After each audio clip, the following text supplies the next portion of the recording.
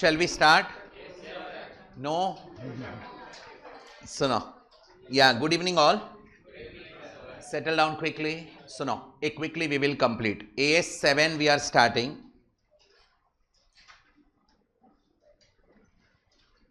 We will complete theory of AS7 and we may go for 1 or 2 theoretical question in today's lecture. Correct? That is the agenda. This theory will be very important as far as problem solving is concerned. I can say it is a practical standard. Today we will complete theory. Next lecture we will go for question solving related to this. कभी अपना next lecture? Saturday. Correct? So Saturday इसके question solve करते हैं. आज में भी 1-2 theoretical question कर लेंगे. Pay attention. Construction contracts.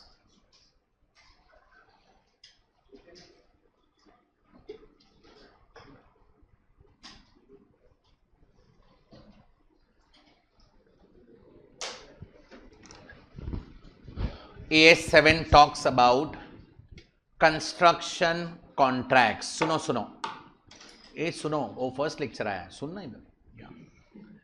Construction contract. What is the background of the standard? Try to understand this. Standard is applicable to contractor.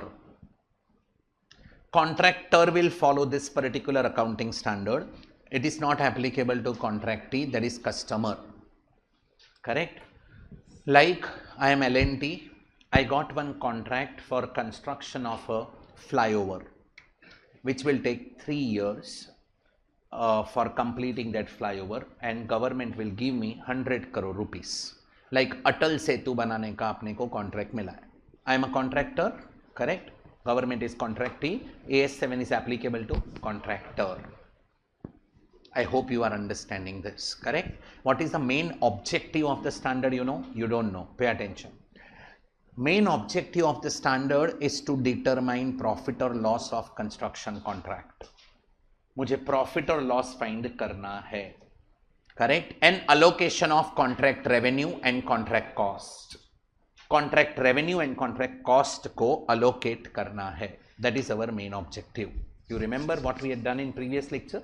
I think so 4 point cover किए थे.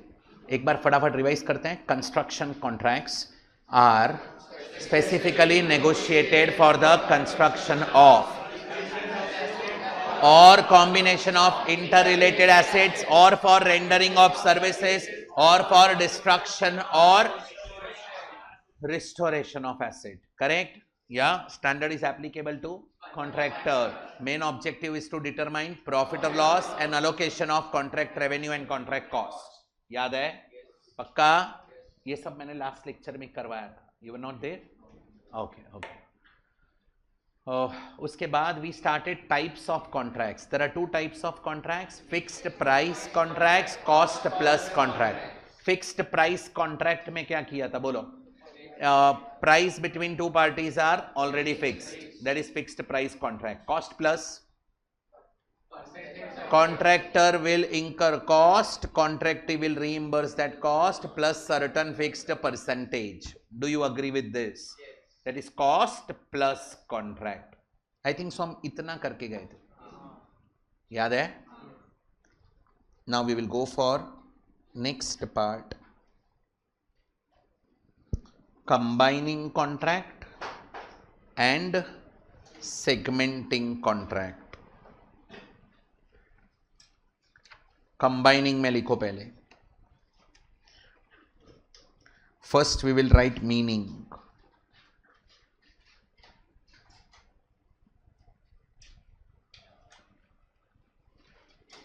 First I will write meaning. Combining contract मतलब क्या? Write down. When group of contracts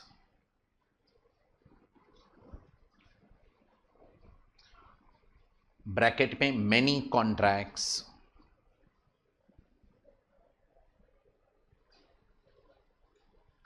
are treated as a single contract.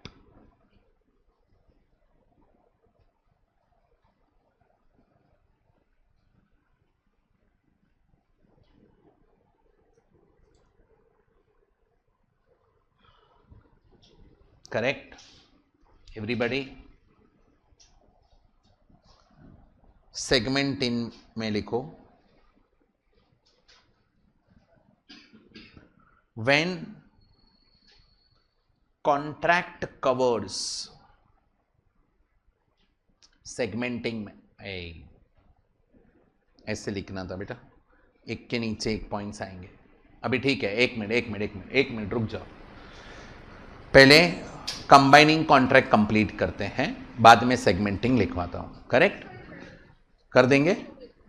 Combining contract में meaning लिखा सबने, उसके बाद लिखो कंडीशंस। सेगमेंटिंग 2 मिनट के बाद लिखते हैं, रुको। पहले कंबाइनिंग में मीनिंग के बाद में कंडीशंस। अगर ये तीनों कंडीशन फुलफिल हुए then we can say it is a combining contract. Combining contract मतलब एक से ज्यादा एसेट कंस्ट्रक्ट करना है, बट वो सबका contract combined contract, single contract किया, that is combining contract. Segmenting contract मतलब we are going to construct number of assets and सबका सेपरेट कॉन्ट्रैक्ट किया है, that is called as segmenting contract. Do you agree with this?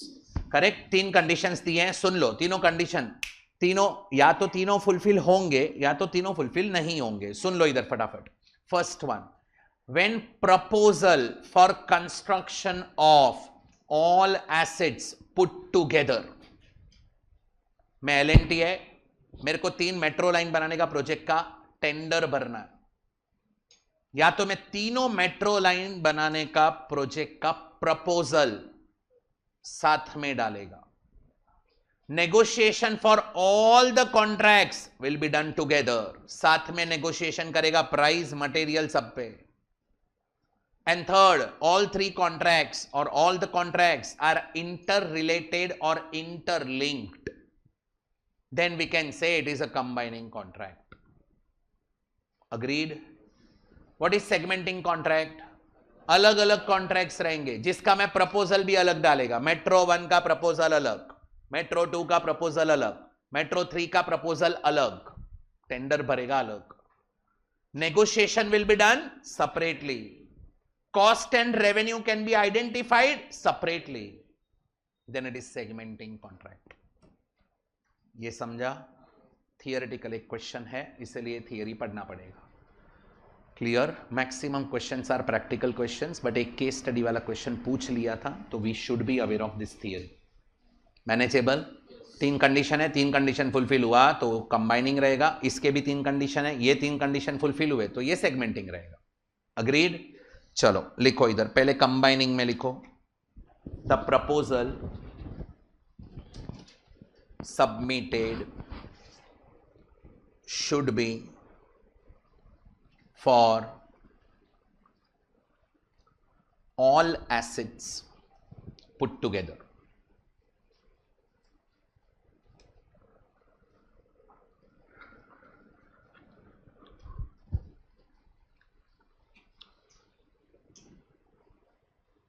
फिर second,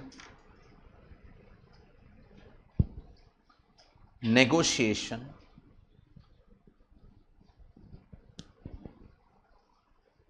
should be done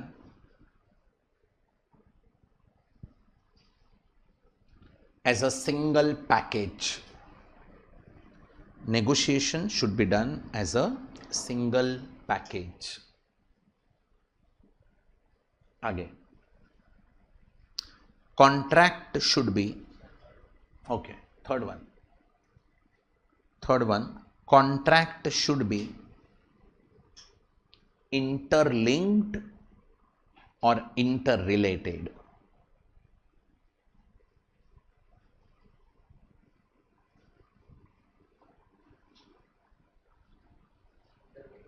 interrelated. बोलो ये समझा कि नहीं समझा? ये 3 कंडीशन फुलफिल हुआ तो क्या?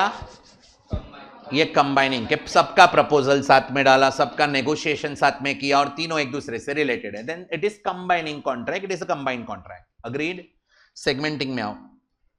Meaning, segmenting meaning, when contract covers when contract covers number of assets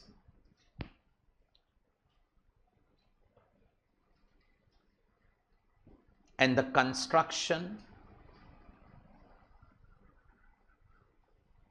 of each asset should be treated as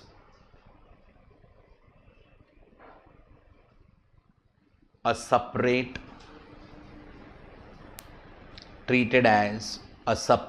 construction contract.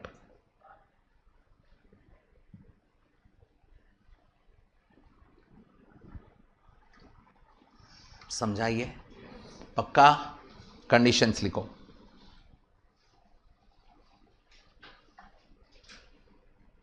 First, the proposal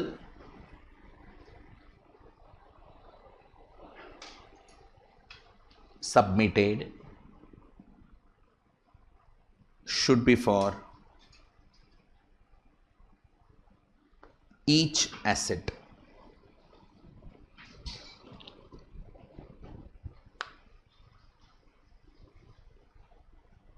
Number 2,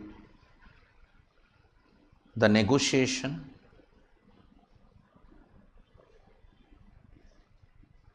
should be done separately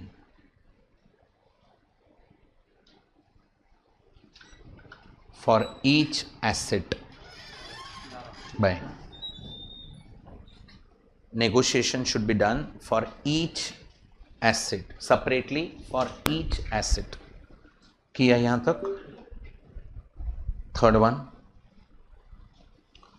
the cost and revenue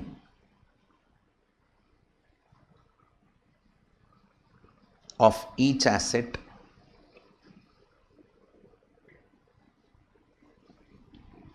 can be identified separately.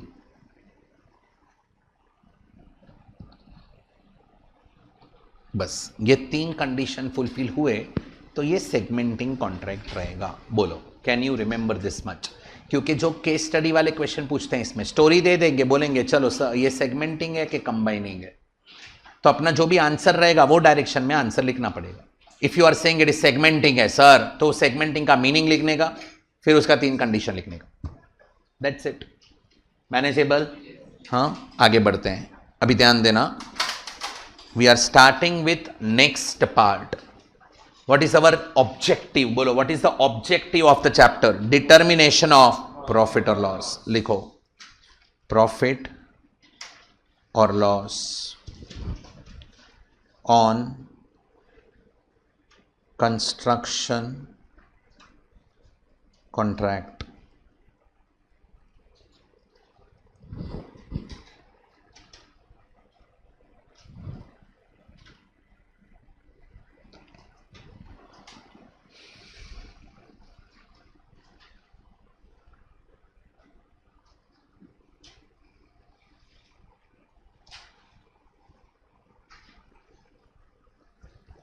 How to get profit or loss? बोलो, contract revenue minus बोलो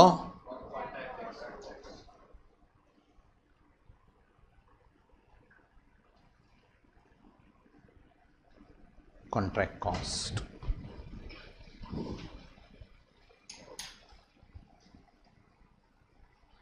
Contract revenue minus contract cost.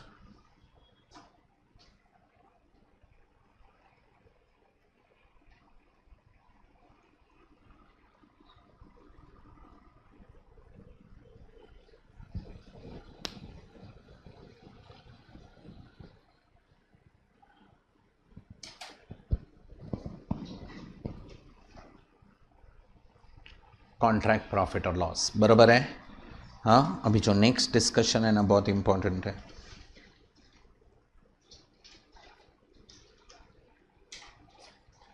क्या लिखा? बोलो, contract revenue में क्या क्या आएगा?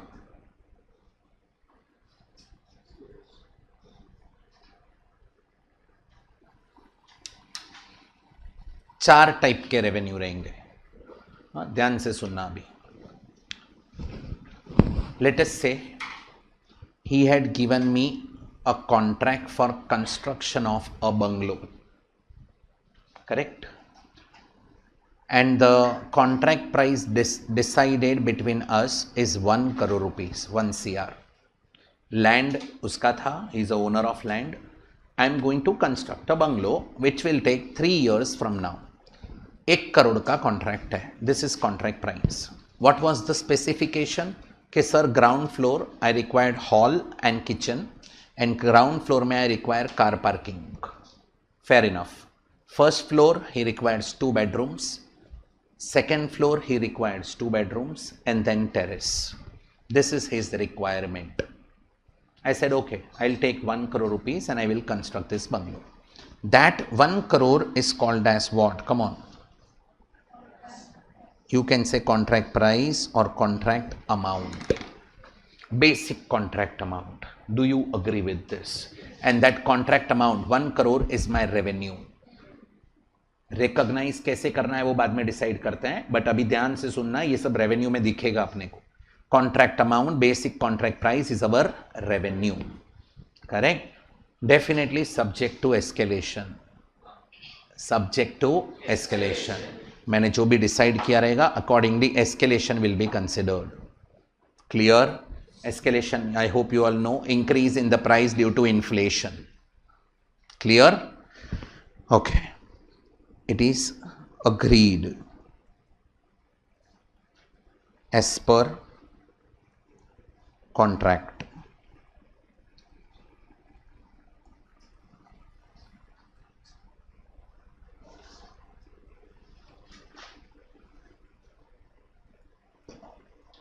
Subject to escalation. Correct. और क्या प्राइस आ सकता है? ये मेरा रेवेन्यू है. करेक्ट. और क्या आ सकता है? सुनो. I started the construction process. After 1 year, he is changing his plans. He's saying, sir, ground floor में पार्किंग के साथ में गार्डन भी चाहिए. I said, okay, और कुछ? बोलते फर्स्ट फ्लोर पे, सेकेंड फ्लोर पे बालकनीज भी चाहिए. मैं बोला और? बोलते सर टेरेस पे स्विमिंग पूल चाहिए, जाकुजी भी चाहिए, hot jacuzzi, you know. I said okay. Gym? बोलते हैं हाँ सर, इंडोर जिम भी दे देना टेरेस पे. आई said okay. I recalculated and I said, boss, if you are changing the plan, 10 lakh rupees will be additional cost. He said, okay sir. मेरे wife ने बोला है, अभी मैं उसको ना नहीं बोल सकता. I have to go for this. 10 lakh rupees additional price decided. Do you agree with this? अभी बोलो ये 10 लाख मेरे लिए रेवेन्यू रहेगा कि नहीं रहेगा? रहेगा. Revenue doesn't mean profit only. Revenue मतलब मेरा इनकम. फिर मैं खर्चा करेगा वो माइनस कर देगा. Correct. So this 10 lakh is also called as revenue. और ये रेवेन्यू का नाम क्या रहेगा मालूम है? क्या लिखा? Variation. This is variation in the scope of work. Can you remember this example? बोलो. वेरिएशन याद रहेगा. स्विमिंग पूल चाहिए था उसको जाकुजी के साथ. अग्रीड. हाँ. बालकनीज चाहिए थे. Do you agree? नीचे गार्डन, ग्राउंड फ्लोर पे गार्डन भी चाहिए उसको. सो उसने प्लान में मॉडिफिकेशन किया, due to which price can increase, can be increase, it can be decrease. ये बोलेगा सर सेकंड फ्लोर नहीं चाहिए, बस हुआ फर्स्ट फ्लोर तक, ऊपर टेरेस दे दो. अभी बोलो प्लान में चेंज हुआ, प्राइस वेरी हो सकता है, हो सकता है. This will be on the decreasing side, earlier was on increasing side. So it can go either way. Do you agree with this? ये क्या रहेगा मेरे लिए? रेवेन्यू. ये variation will be my revenue. Do you agree with this? लिखो इसमें. First ही नहीं लिखा.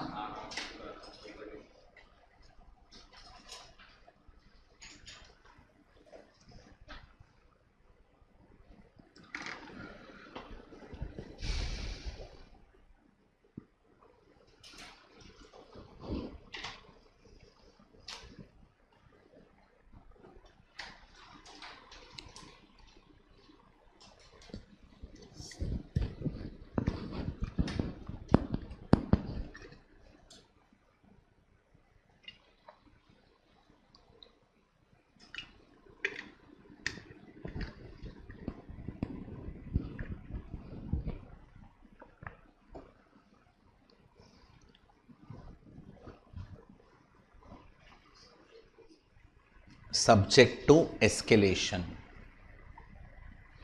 एग्रीमेंट होता है ना, उसमें ये एस्केलेशन के क्लॉज डाल देते हैं कॉन्ट्रैक्ट में।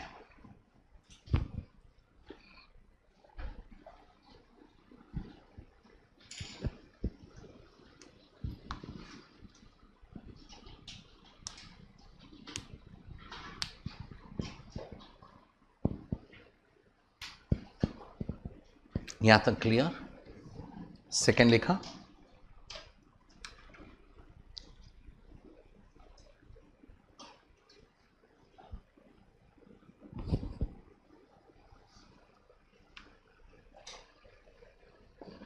स्टार्ट करें, लिखो इधर।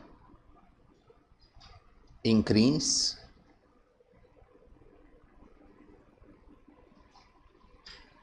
इंक्रीज और decrease. Have you understood first and second? आगे बढ़ो।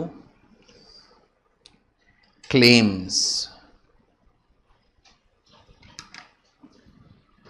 what is claims? You know, additional amount will be claimed by contractor to contractee due to delay happened from contractee's part.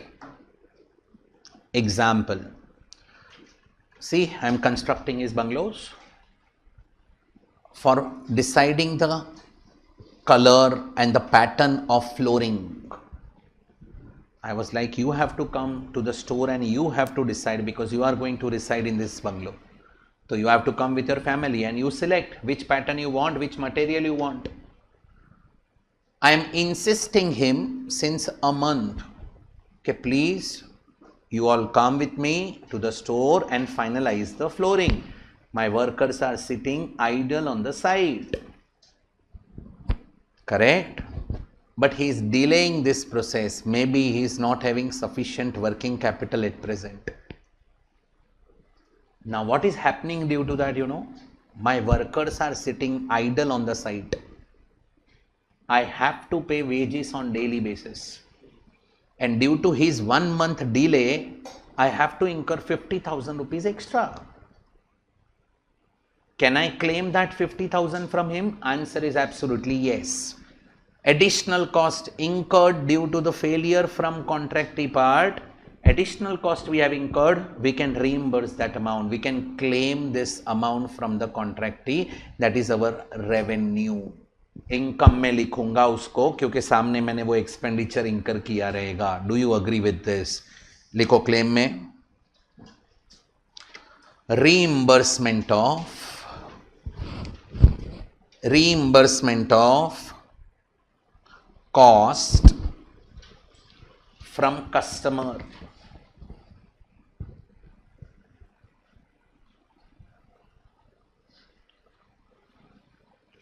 which is not included in contract price.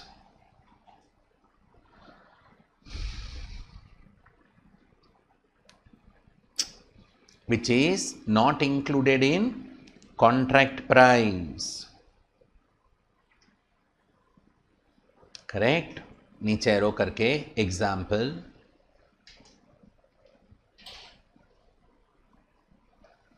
cost incurred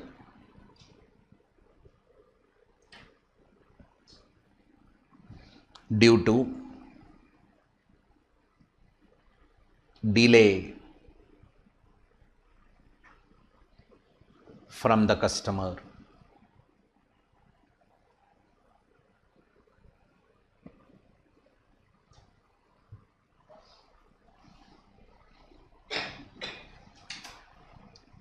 यहां तक clear everybody? बोलो last.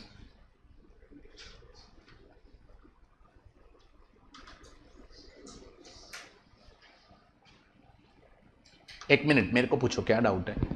अरे पूछ. तमने छे स्नेह done या last one बोलो क्या लिखा? इंसेंटिव्स. अब ये क्या रहेगा सुनो. I have committed him that I will construct your bungalow in 3 years.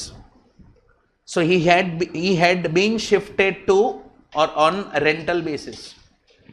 If I will complete bungalow within 2 years and 9 months, 3 months early, with better standard of quality. Correct? He may give me certain additional incentives because he will have savings of rent in alternative premises. That is called as what? Incentives. ये तो example. और एक I can say government projects में ये बहुत होता है. After Nitin Gadkari became road minister, transport minister, Nitin Gadkari ji क्या बोलते हैं कि see I am giving you this project, this much road you have to construct, duration is 5 years. If you will construct with same quality or better quality within 4 years and 6 months, then we will give you 10% extra amount, we will give you 5% extra amount. उससे क्या होगा? लोग दिन रात काम करेंगे और road time पे कंप्लीट होएगा. Whatever commitments they have taken, they will complete that. 500 crore का प्रोजेक्ट है, काम अच्छे से किया, 10% इंसेंटिव्स है, 50 करोड़ का इंसेंटिव्स होगा boss. Not a small amount. They will work day in day out, they will complete it. Otherwise government project कैसे होते थे पहले? यू तो डोंट नो. अभी आपने तो सब अच्छा वाला ही देखा है, 14 के बाद वाला. हाँ सर, अभी पता है एयर इंडिया का क्या होता है. पहले गवर्नमेंट डिपार्टमेंट मतलब वो काम, एक दिन का काम रहेगा वो 3 दिन लगेगा. We use to go to BKC for filing returns. Physical returns होते थे. बीकेसी, आयकर भवन, चरनी रोड, चर्च गेट, सब जगह जाते थे क्योंकि अलग अलग वार्ड के कस्टमर रहते थे. अभी सब ऑनलाइन है. पहले लिटरली उसके फॉर्म्स आते थे, वो फॉर्म फिलअप करो, पीछे स्टेटमेंट ऑफ इनकम डालो और जाके सबमिट करो, एक्नॉलेजमेंट पे थप्पा लगा के लेके आओ. और उधर गवर्नमेंट डिपार्टमेंट में इतने थप्पा बनते थे रिटर्न्स के, और वो चेक कभी करेंगे? कुछ नहीं करेंगे, रख देंगे अंदर. छोटे छोटे रिफंड तो ऐसे ही पास कर देते थे. रिफंड के लिए तो हम लोग लिस्ट दे देते थे, ये हमारे क्लाइंट्स हैं, इसका ये रिफंड है, निकाल के देना, रिकॉर्ड नहीं करना. हाँ, और वो लोग कर देते थे. अभी तो क्या है, सब ऑनलाइन. इनफैक्ट असेसमेंट भी फेसलेस हो गया है.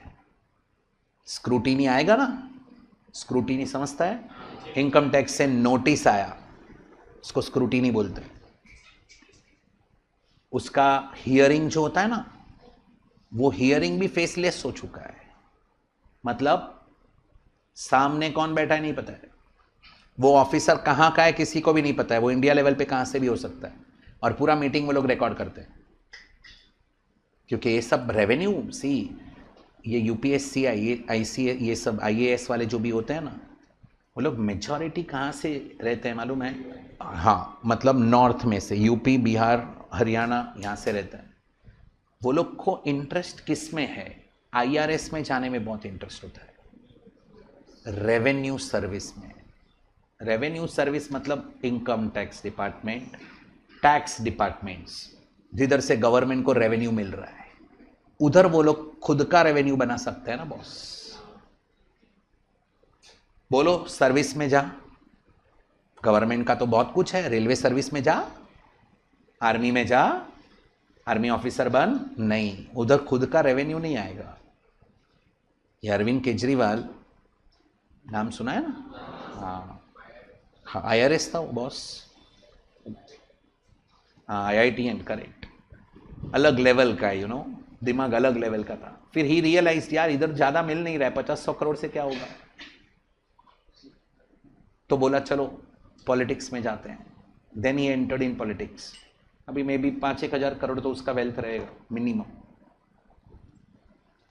सब पकड़े नहीं जाते, नहीं पकड़ते हैं. पकड़ते हैं तो वहाँ, क्योंकि इंडियन कोर्ट्स वैसे हैं. अपने इधर प्रॉब्लम कोर्ट्स का है, क्योंकि जो जजेस है ना, अभी ये रिकॉर्ड नहीं करना, जो कोर्ट में जज जो भी है ना, वो सारे कांग्रेस के ज़माने से आए हुए हैं, और तभी ऐसे ऐसे दे के बनते थे. अभी वो लोग ही हैं, उनका ही सिस्टम है. मालूम है, एक मूवी में था कि सरकार तुम्हारी रहेगी, सिस्टम तो हमारा है. चलाना तो सिस्टम से है, क्योंकि गवर्नमेंट मोदी नहीं चला सकता है, उसका पूरा सिस्टम चलाता है ना गवर्नमेंट।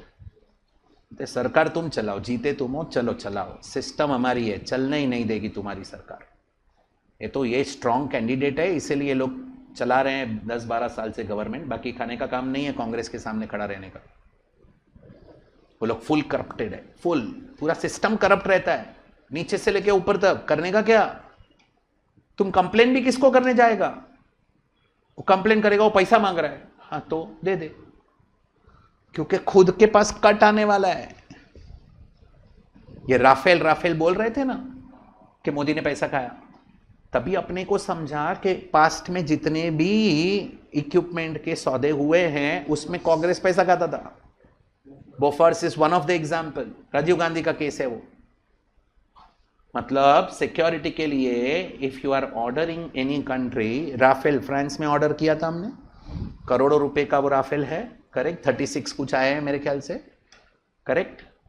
वो करोड़ों रुपए का ऑर्डर रहता है, उसमें गवर्नमेंट में जो टॉप ऑफिशियल्स रहते हैं ना, वो बोलते हैं 10% हमारा। ऐसे लोग पैसा बनाते थे, अलग अलग अनाप शनाप पैसा बना, हर चीज में कट, आदत हो गई थी। अभी ये आया, ये बोलते हैं मेरे आगे पीछे कुछ है नहीं, क्या करेगा कट लेके? ऑब्वियसली पार्टी के लिए फंड लेना पड़ता है, एक्सेप्ट करो, नहीं तो पार्टी चलेगी कैसे? वो भी कॉर्पोरेट डोनेशन से आते हैं पैसे, हाँ वो लेने पड़ते हैं इलेक्ट्रॉल बॉन्ड से। वो भी लेके आए, उसमें भी इलेक्शन में क्या क्या बोला है, इलेक्ट्रॉल बॉन्ड सुना है? Official donation to the political party.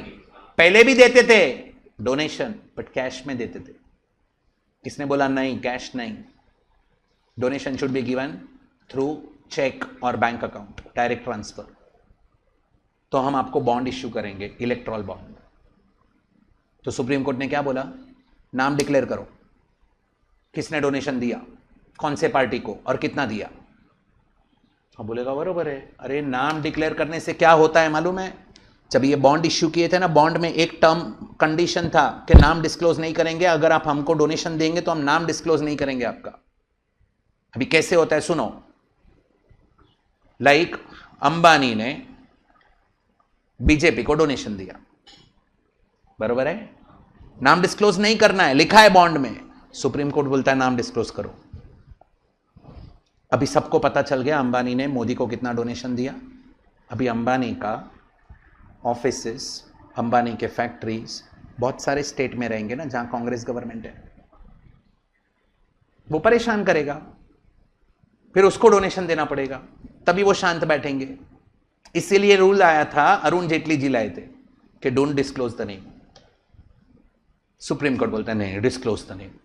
आप सुप्रीम कोर्ट का जो क्रोनोलॉजी चेक कर रहे हो ना, आप देखो बरोबर, जो सेंट्रल गवर्नमेंट स्टेप्स ले रहा है ना, उसके अगेंस्ट में वर्डिक्ट आता है। वाई वी डोंट नो, ऐसा होना ही नहीं चाहिए। वो is the rule maker, government. How can you question that government? Otherwise क्या मतलब है इलेक्शन का? गवर्नमेंट कोई भी लॉ लेके आएगा, बोलेगा नहीं this is not proper, this is not proper, that is wrong verdict. You should support government, you can't oppose government. We are not saying blindly support करो, बट लॉजिकल वे से करो यार। क्यों? क्योंकि इसके आदमी लोग ऊपर सिस्टम में नहीं बैठे हैं। वो कॉलेजियन सिस्टम जो है ना, उसमें से डायरेक्ट जज नहीं बन सकते, नीचे से जो पास्ट के एडवोकेट रहेंगे वो धीरे धीरे धीरे ऊपर जाएंगे। अभी सारे एडवोकेट उनके ही हैं, खेलने का कैसे? तो ये देश मेरा सुधर रहा है थोड़ा स्लो पेस पे। क्यों? सिस्टम का एरर है, पब्लिक का माइंडसेट का एरर है, एजुकेशन नहीं दिख रहा है। एजुकेशन जितना बढ़ते जाएगा ना, उतना तुम्हारा अवेयरनेस बढ़ते जाएगा, बहुत जरूरी है। We should be responsible citizen. Do you agree with this? We have to make tax planning, not tax evasion. तुम टैक्स प्लान करके बचाओ, टैक्स भरना ही नहीं है, ये तो चिटिंग है।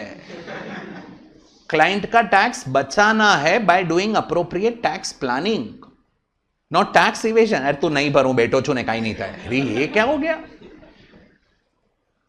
समझ रहा है? या so we have to be honest chartered accountant. See अपना फ्यूचर, अपने ही हाथ में। If you will do honesty से बहुत अच्छे अच्छे काम करते रहे ना, रिजल्ट में अचानक वो 2-5 मार्क कम पड़ते हैं ना, मिल जाते हैं। Karmas will give you back. और ये देखा है मैंने, सच में देखा है। कहाँ ये एयर इंडिया वाला जो हुआ है उसके बाद तो ऐसा लगा यार, look at the uncertainty, you never know. अपन अभी पढ़ रहे हैं, ऊपर से फ्लाइट आ जाए।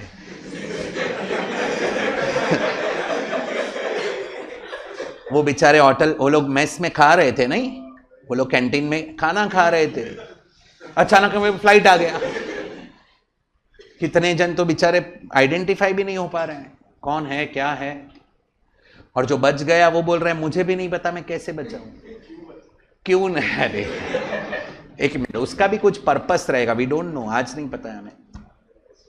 बाजू में उसका भाई बैठा था, हाँ, तो वो कल परसों रो ही रहा था ना उसके लिए। इट वॉज लाइक, ये सब एक्सीडेंट्स होते रहते हैं, ओके हुए हैं, बट कुछ तो रहेगा, यू नेवर नो। कल ही उसका इंटरव्यू देखा। वो बोल रहा है पीछे नहीं बैठते, आगे बैठते, पीछे से आएगा।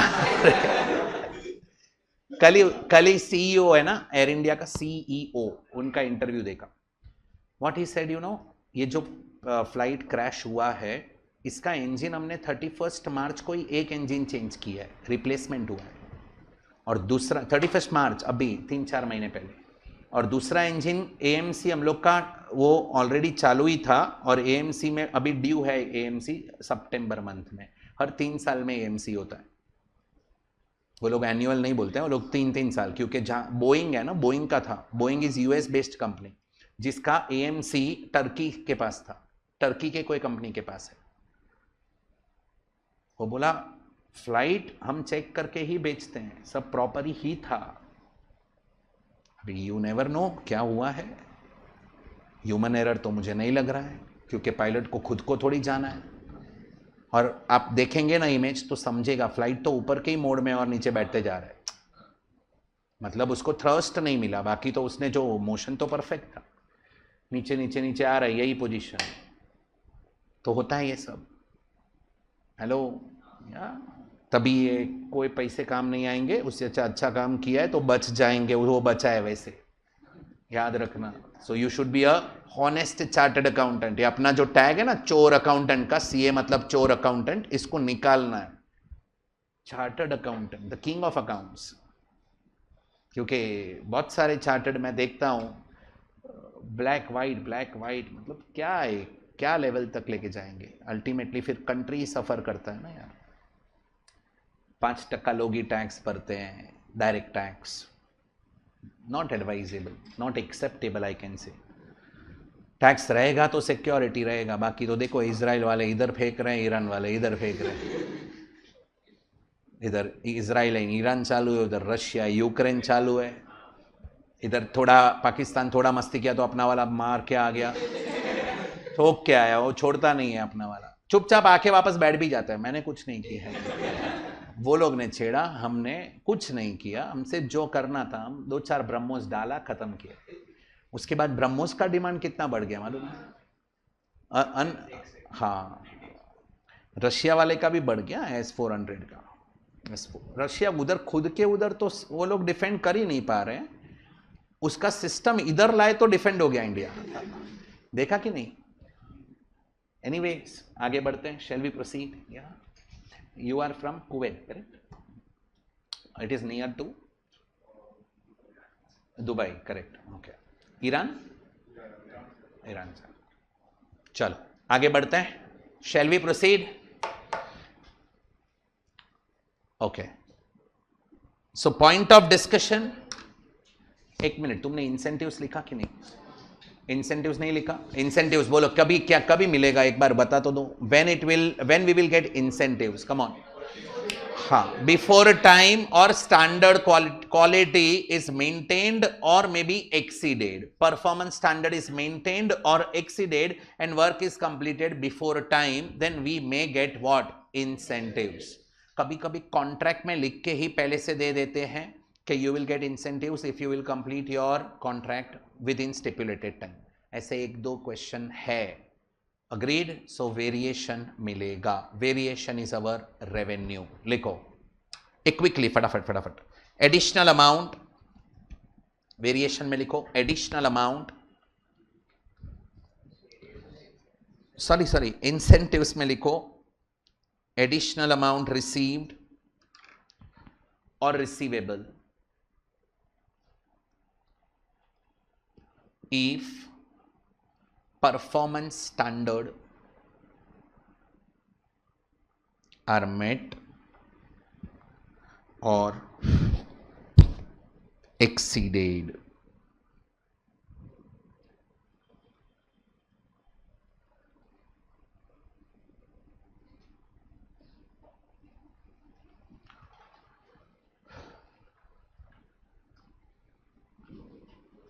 Met or exceeded.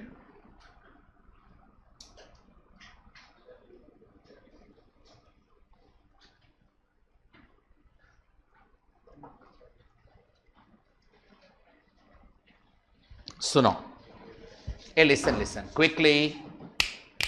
Contract revenue में 4 आइटम्स आएंगे। कौन से 4? Contract amount, variation, claims, incentives. See, contract amount is already agreed by the customer, accepted by the customer, तो उसको हम रेवेन्यू मान सकते हैं। Whereas variation, claims and incentives, इसको रिकॉग्नाइज कभी करने का, व्हेन टू रिकॉग्नाइज दिस, तो 2 क्राइटेरिया फुलफिल होंगे तो इसको रिकॉग्नाइज कर सकते हैं। Write down first criteria, if it is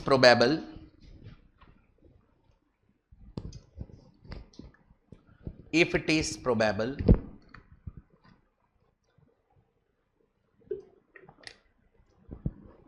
that customer will accept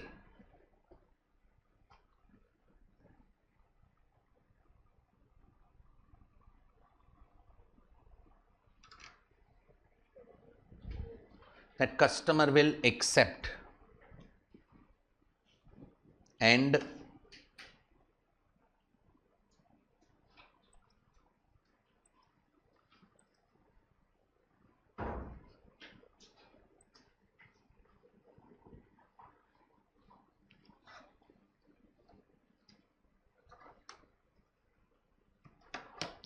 amount can be measured reliably.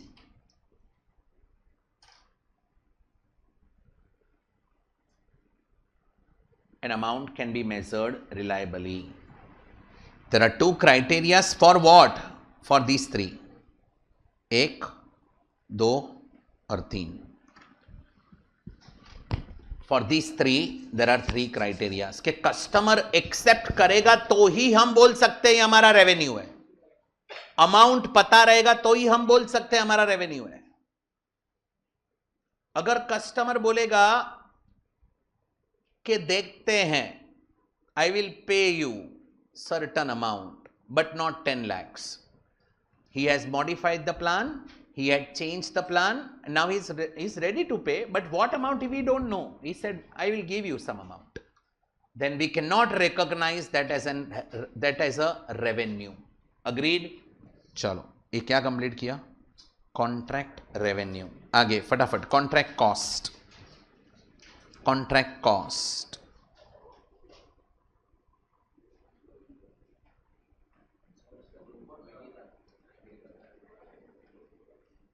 क्या हो गया? Contract revenue clear? 4 टाइप के रेवेन्यू समझे? अभी contract cost includes what?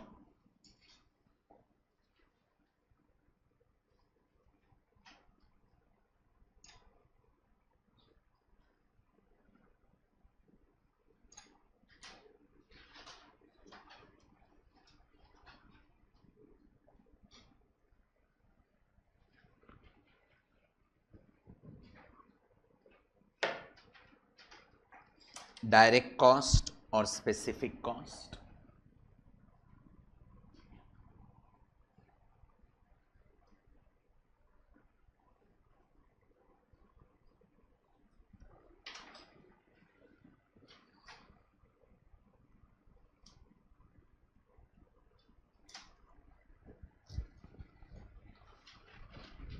Cost attributable to contract,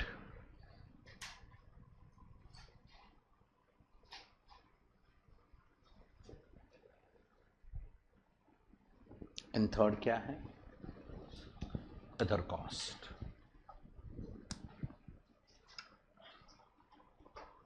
चलो डायरेक्ट कॉस्ट में क्या आएगा सोचो। बंगलो कंस्ट्रक्ट करने के लिए क्या क्या कॉस्ट चाहिए? कम ऑन लिखो। Material cost,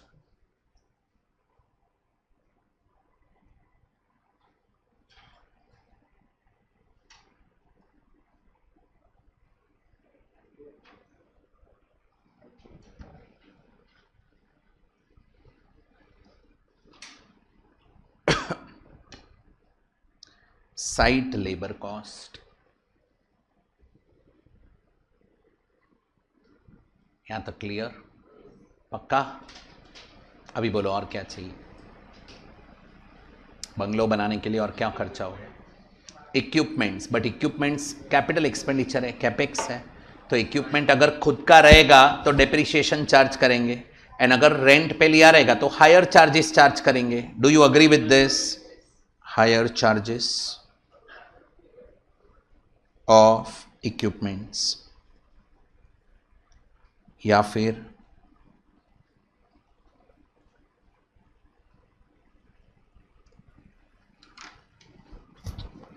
depreciation, yeah, will come in attributable. Depreciation on equipment,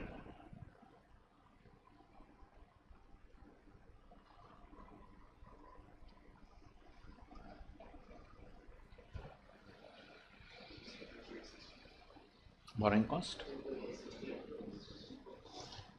Next, cost of design,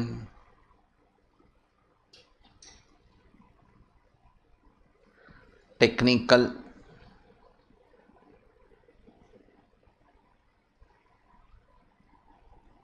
assistance,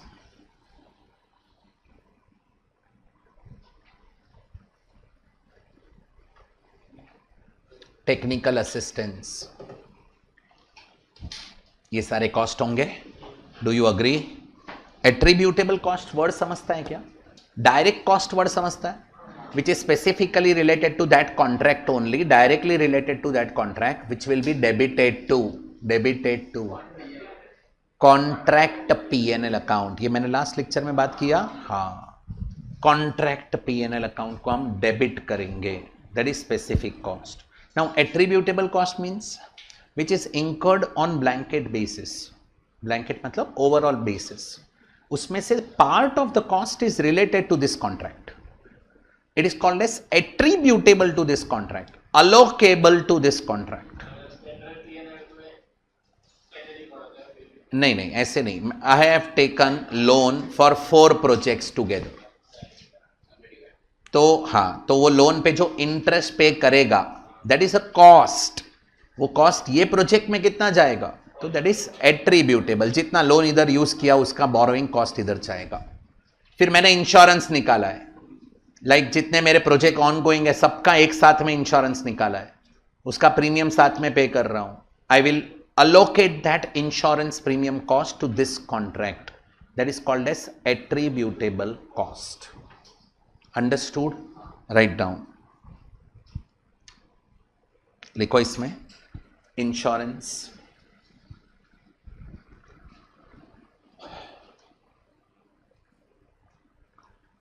insurance, borrowing cost,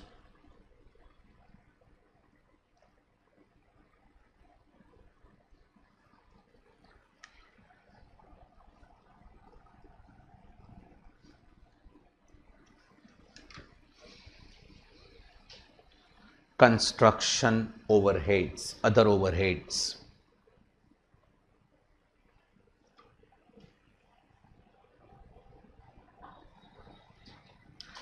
और क्या आएगा? अदर कॉस्ट में लिखो चार्जेबल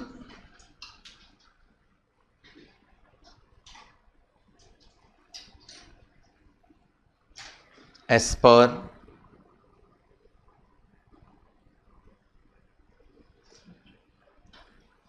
एग्रीमेंट,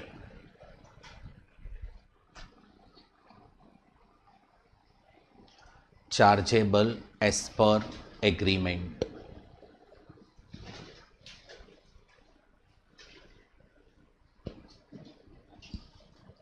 क्लियर? क्या आएगा अदर कॉस्ट में? अदर कॉस्ट में क्या आएगा? ओके, स्विमिंग पूल बनाने बोला, करेक्ट, उसके लिए कुछ एडिशनल कॉस्ट मेरे को इंकर करना पड़ेगा। हाँ, वाटर स्लाइड डालेगा बोलता है, एडिशनल कॉस्ट मुझे कुछ इंकर करना पड़ेगा, that is a part of agreement cost, that is other cost incurred.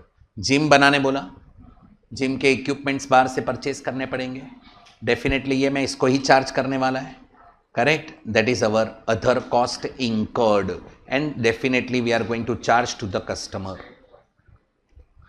Security guards रखेंगे, दैट इज कंस्ट्रक्शन ओवरहेड्स में आ जाएंगे, कंस्ट्रक्शन ओवरहेड्स है ना उसमें आ जाएंगे, बोलो, और सुपरवाइजर रहेगा, सुपरवाइजर का सैलरी, ये सब उसमें आ जाएगा। क्लियर? वो एक्चुअली ये इसमें भी आ सकते हैं, साइट लेबर कॉस्ट। अग्रीड? चलो डन, यहां तक समझा? ये फटाफट ध्यान दो, ये सब टाइम पास है। Cost, contract cost excludes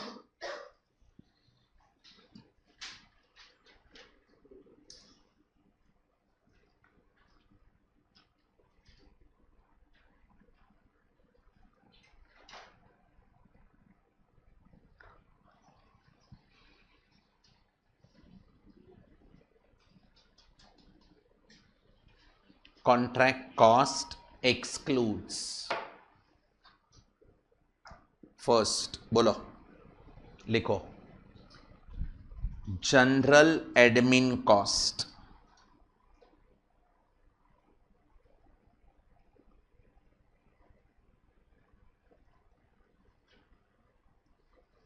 selling and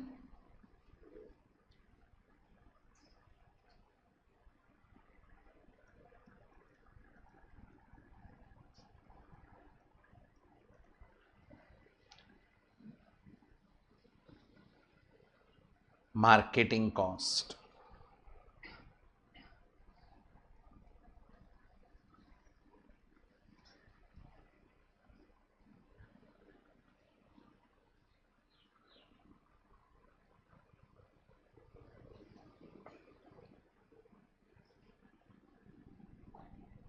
R&D cost समझता है, research and development cost,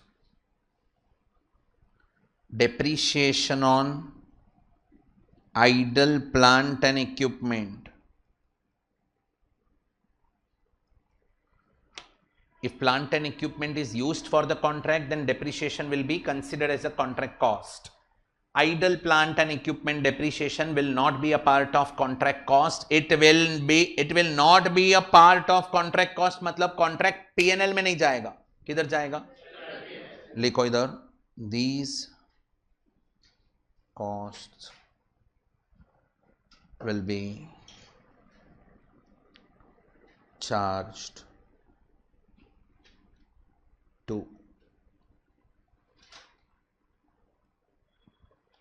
general P&L.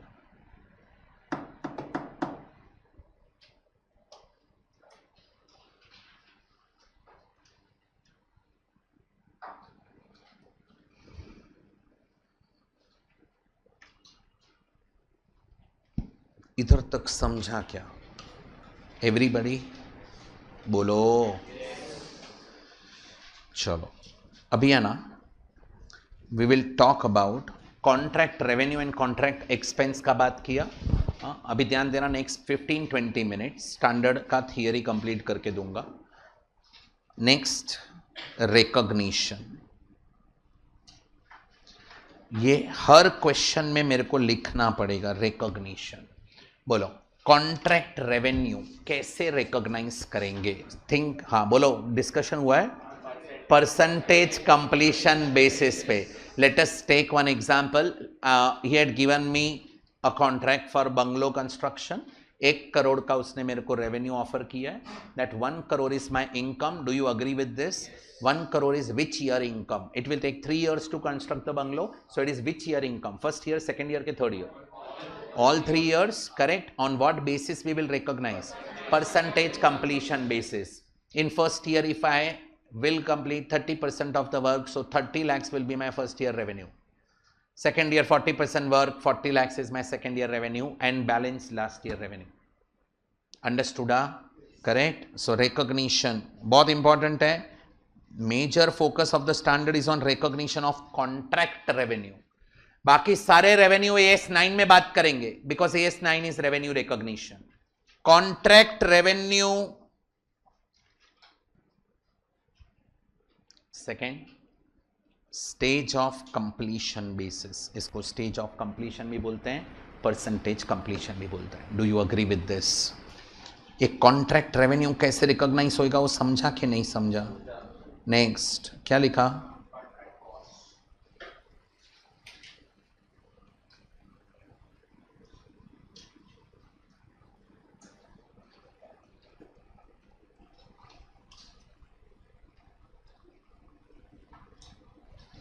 Contract cost should be recognized on, बोलो,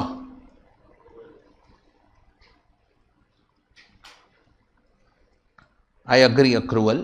लैंग्वेज दिया actual basis. Actual cost paid नहीं, actual cost incurred. And incurred बोला मतलब accrual आ गया. Agreed?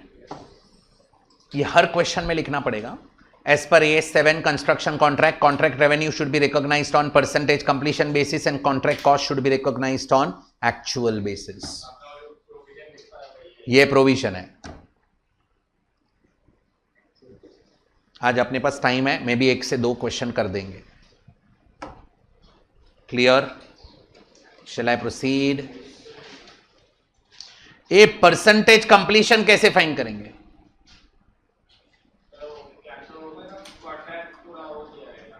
So let us talk about that now. Percentage completion methods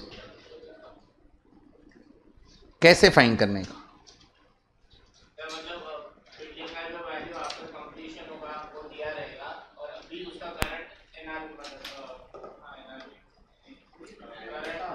नहीं, मेरे को ये चाहिए कि ये कंस्ट्रक्शन कितना परसेंट कंप्लीट हुआ है बेटा. परसेंटेज कंप्लीशन चाहिए. हाँ, परफेक्ट. ये मेथड को क्या बोलेंगे? Cost to total cost method. That is our method number 1. कौन सा method? Cost to total cost. हम cost to total cost, total खर्चा कितना होने वाला है, तो 90 करोड़ का खर्चा है, उसमें से करंट ईयर में 30 करोड़ का एक्सपेंडिचर कर दिया है, तो 1/3 वर्क इज ओवर.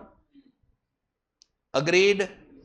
हेलो, कौन सा method? Cost to cost upon cost, मतलब cost incurred up to date upon total cost into 100. कुछ नहीं दिया है ना, we will always follow this method. And believe me, कुछ दिया भी नहीं रहेगा. So we will follow this method. Agreed? दूसरा मेथड कौन सा है मालूम है? क्या लिखा देखो जरा.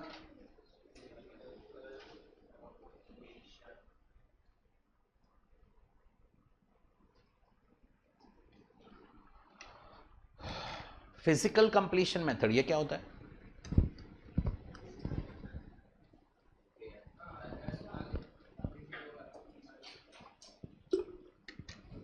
I will correct here. Like 2 floor का बंगलो बनाने का कॉन्ट्रैक्ट मिला है. सर फर्स्ट फ्लोर तक बन गया, मतलब 50% काम हो गया. Wrong conclusion. Foundation is very important.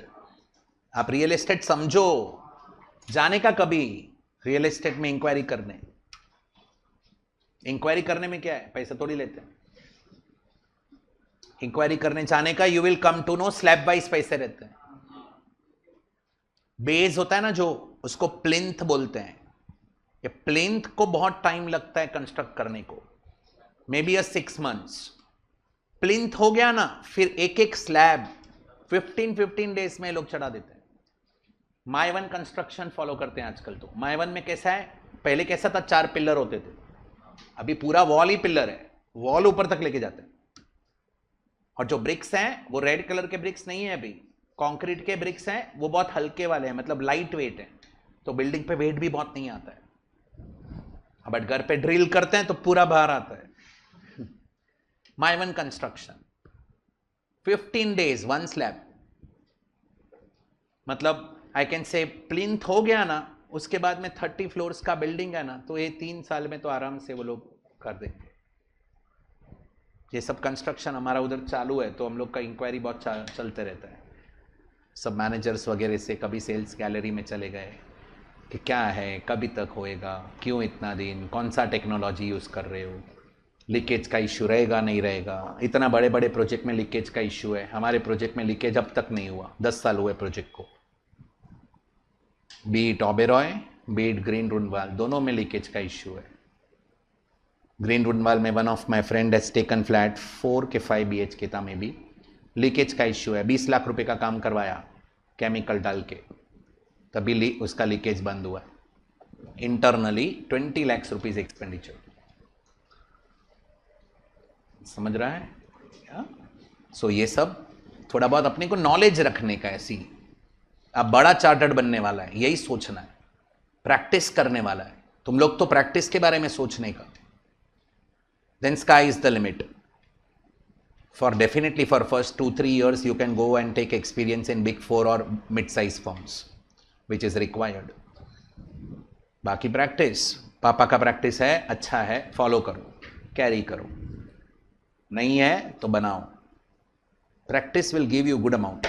बाकी ग्लैमर चाहिए, ग्लिटरिंग चाहिए, बिग 4 हो भी 5 साल अच्छा लगेगा, उसके बाद में यार पक्केगा, प्रेशर बढ़ते जाता है ना, क्योंकि वो जैसे जैसे आप पुराने होते जाएंगे ना, सैलरी उतना नहीं बढ़ता है पर प्रेशर उतना बढ़ता है। My brother in law is in Deloitte, तो बोलता है मेरे को बहुत प्रेशर देते हैं। मैं बोला मैं तो तेरे को पहले ही बोला कि तू प्रैक्टिस कर, तू सैटरडे संडे घूमता है। मैं तो बोला पार्ट टाइम प्रैक्टिस कर। अभी वो एक 5 साल होने को आया तो उसको रियलाइज हो रहा है यार। वन ऑफ माई स्टूडेंट मोनिल करके, मोनिल दोषी के मोनिल शाह, मुलुंड में ही रहता है। Long back he has done CA final from me only. वो दिन ट्रेन में मिल गया, मैं घाटकोपर से आ रहा था, वो भी आ रहा था। मैं बोला सू करेज कि sir I worked in big 4 but I didn't like it, so I have started my own practice. तभी मुलुंड में ही started his own practice. Practice कैसा रहता है, you need to increase your contacts, slowly and steadily you will get files, customer base बनता है। पहले खुद के रिलेटिव्स का फाइल लेने का, थोड़ा एक मे बी 6 महीना फ्री में भी करना पड़ता है। कभी से स्टार्ट करने का, प्रैक्टिस अगर करने का विजन है तो जैसे आर्टिकलशिप ज्वाइन किया ना, तुमको प्रैक्टिस का बेस बना देने का। सीखते सीखते ही बनेगा ना वो भी, तभी तो तुम फ्री भी कर सकता है ना। 6 महीना मैं संभाल रहा हूँ ना, दो ना मुझे, क्यों उसको पैसा देते हो? वो चार्टर्ड को मैं फाइल करता हूँ, ऑनलाइन है वो, रोज ऑफिस में ही करूँ छू। Start from there, customer base बनेगा, क्लाइंट बेस बनेगा। क्लाइंट बेस बनता है, एक को अच्छा सर्विस दिया दूसरा आता है, दूसरे को दिया तीसरे को लेके आएगा, फिर पूरे पूरे फैमिली के फाइल्स रहते हैं। That is the way you will grow.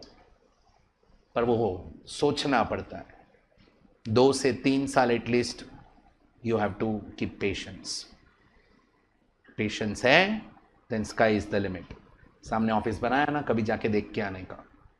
एक साथ में नहीं जाना, डर जाएंगे। क्यों देखने का? क्यों देखेगा तो तुम ऐसा बनाने का सोचेगा ना। कोई भी चीज पहले दिमाग में बनता है। If you will visualise you can actualise. तुम रैंक होल्डर है वो मानना स्टार्ट करो तो ही बन पाएंगे।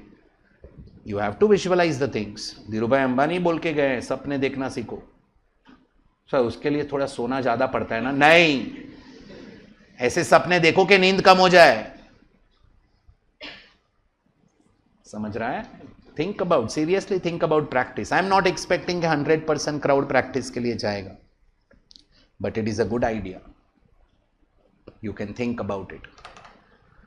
स्पेसिफिकली बॉयज, क्योंकि कैसा रहता है, ऑफिस बनाना पड़ता है, एक ही जगह पे स्टेशन ढोना पड़ता है, और किसके पेरेंट्स ऑलरेडी प्रैक्टिस में है, सीए हैं और प्रैक्टिस में है, तो लेगेसी मिलता ही है. बट उधर आर्टिकलशिप नहीं करने का. पेरेंट्स के पास आर्टिकलशिप कभी नहीं करना, सीखेंगे ही नहीं. आर्टिकलशिप बाहर करो, सीख के आओ, then help them in their practice. That is better way. समझ रहा है? हेलो यार, वो घर वाले काम नहीं करने देंगे, ना तू छोड़ने हूँ करो जो नहीं करने देंगे, सीख ही नहीं पाएंगे. बाहर जाने का घूमो थोड़ा, मतलब एक 5 साल 10 साल यहां से एक्सप्लोर करो सब, देन सेटल हो जाओ. मेंटली भी सेटल होना है, सिर्फ अमाउंट से सेटल नहीं होते हैं, सिर्फ पैसे से सुखी नहीं होते हैं. नहीं तो सारे पैसे वाले सुखी होते, वो ज्यादा डिप्रेशन में है क्योंकि संभालने का टेंशन है. समझ रहा है? एनीवेज आगे बढ़े हम लोग. हेलो, या कंस्ट्रक्ट करते, आ जाओ वापस बंगलों में. स्विमिंग पूल बन गया, ध्यान दो इधर. एक मिनट, ये फिजिकल कंप्लीशन समझा क्या? सुनो इधर. फिजिकल कंप्लीशन मेथड क्या होता है? Listen, it is one of the way to determine percentage completion. I will give you best example for this. हमें रोड बनाने का कॉन्ट्रैक्ट मिला है. गवर्नमेंट ने बोला 1000 किलोमीटर का रोड बना के दो, दिल्ली बॉम्बे नेशनल हाईवे बनाने का. हम बोला ओके डन. कितना साल में बनाएंगे? 3 साल में बना के देंगे. फर्स्ट ईयर कंप्लीट हुआ, 400 किलोमीटर रोड बना दिया. बोलो कितना percent? Can you measure physically? Yes, of course measure तो कर ही पाएंगे ना कितना परसेंट काम किया है. That is physical completion method. We can measure physically कि how much work we have completed in that particular year. Example, pure example is construction of road. Bungalow कितना बना रहे हैं? We can't identify.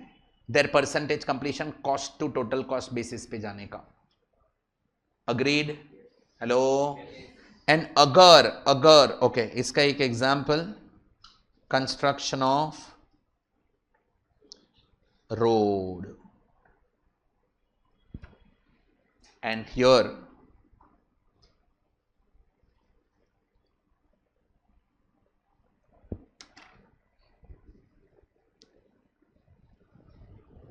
Third one is survey method. इस survey method में क्या होता है, ध्यान दो इधर. If we are not able to identify how much work we had completed, हमने कितना काम खत्म किया हम नहीं पहचान पा रहे हैं, we will call experts. Architect को बुलाएंगे, इंजीनियर्स को बुलाएंगे, and they will apply their formulas and they will identify how much work is completed. And they will give us certificate. That certificate is called as work certified. क्या बोलते हैं? Work certified. What do you mean by work uncertified? Okay, work certified means work completed and certified by the architect. Work uncertified मतलब work which is completed but not certified by the architect. Why it is not certified? Why it is not certified? नहीं, architect को हमने बुलाया था year ending 31 मार्च को, but वो आ गया 28 मार्च को, क्योंकि वो बोलेगा मैं कितने साइड पे एक ही दिन पे जाएगा. तो ये साइड पे 28 मार्च को आया, तो उसने 28 मार्च तक का वर्क वेरीफाई किया एंड सर्टिफिकेट दे दिया. नेक्स्ट 3 दिन काम तो चालू ही था ना. Work done but not certified by the architect. That is work uncertified. उसमें मैंने कॉस्ट तो इंकर किया ही है, जो काम हो गया उसमें भी कॉस्ट इंकर किया, जो काम हो गया बट सर्टिफाई नहीं हुआ उसमें भी कॉस्ट इंकर किया. क्वेश्चन है उस पर. Understand the terminology work certified and uncertified. Work certified means work completed and certified by the architect.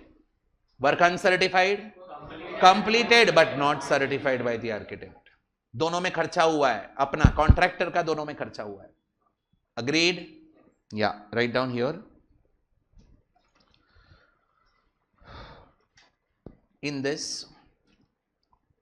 expert will be called,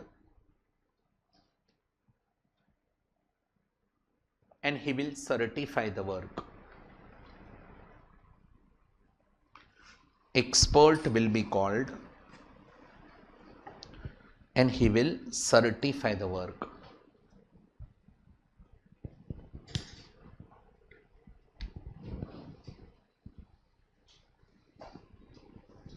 बोलो यहां तक समझा कि नहीं समझा?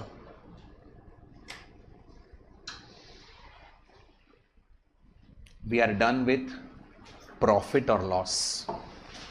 एक बार रिवाइज करो ना जल्दी, फटाफट रिवाइज करना. What do you mean by construction contract? Quickly, what do you mean by construction contract? Construction contracts are specifically negotiated for the construction of single asset, combination of interrelated assets, or for rendering of services, or for destruction or restoration of asset. Agreed? Standard किसको applicable है? Contractor.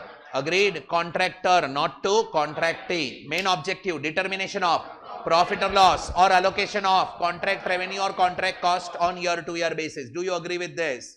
3.2. 4 types of contracts. Fix price contract, cost plus contract. Fix price में price fixed रहेगा, cost plus में contractor खर्चा करेगा, contractor reimburse करेगा plus certain fix percentage. Do you agree with this? फिर आज क्या पढ़ा? Combining and segmenting contract. ये बोलने से याद रहेगा, बोलो थोड़ा थोड़ा, नोटबुक सामने रखो चाहिए तो. कंबाइनिंग कॉन्ट्रैक्ट में क्या रहेगा? I can say when many contracts or group of contracts are considered as a single package, single contract. Do you agree with this? And segmenting में क्या रहेगा? Contract covers construction of number of assets and each and every asset is considered as a separate contract. Agreed? चलो combining के 3 conditions. First, proposal submitted combined for all assets together. Price, that is negotiation done together. Correct? Interrelated and interlinked. याद रहेगा? पक्का? Second branch में आ जाओ. Segmenting में proposal submitted separately for each contract. Second, negotiation done for each contract separately. Third, cost and revenue should be identified separately for each asset. Do you agree with this? ये था combining and segmenting. चलो उसके बाद पढ़ा profit और loss. Profit और loss कैसे find करने का? Contract revenue minus contract cost, profit और लॉस मिलेगा. Contract revenue includes 4 items. Come on. Contract amount, variation, claims, incentives. याद है? पक्का? वेरिएशन क्या है समझेगा? ओके ठीक है, चलो आगे बढ़ते हैं. Contract cost includes specific cost और direct cost, material, site, labour cost, फिर higher charges of plant, depreciation on plant, special designing cost and all, cost of designing and technical assistance. Do you agree with this? Attributable में insurance cost, borrowing cost, construction overheads and other costs. Do you agree? Cost excludes what? Come on. General admin, selling, R&D and depreciation on idle plants. ये किधर जाएगा? General P&L में जाएगा. Agreed? Okay, आगे बढ़ते हैं. Recognition. बोलो revenue कैसे रिकॉग्नाइज करेंगे? Percentage completion basis. कॉस्ट कैसे रिकॉग्नाइज करेंगे? Actual basis. Agreed? Percentage completion कैसे फाइंड करने का? Come on. Cost to total cost method. Second, physical completion method. Third, survey method. कुछ नहीं दिया है, कौन सा मेथड फॉलो करेंगे? एक नोट लिख दो इधर नीचे. In the absence of information we will follow cost to total cost method. In the absence of information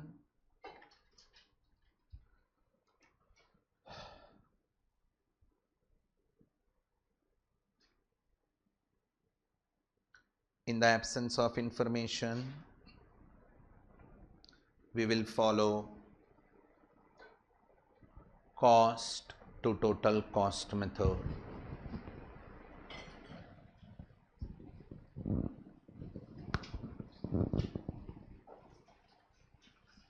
बरोबर है?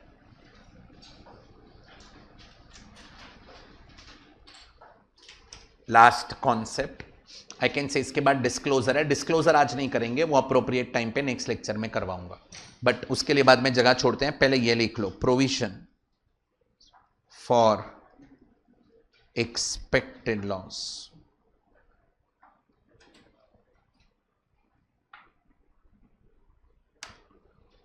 Provision for expected loss.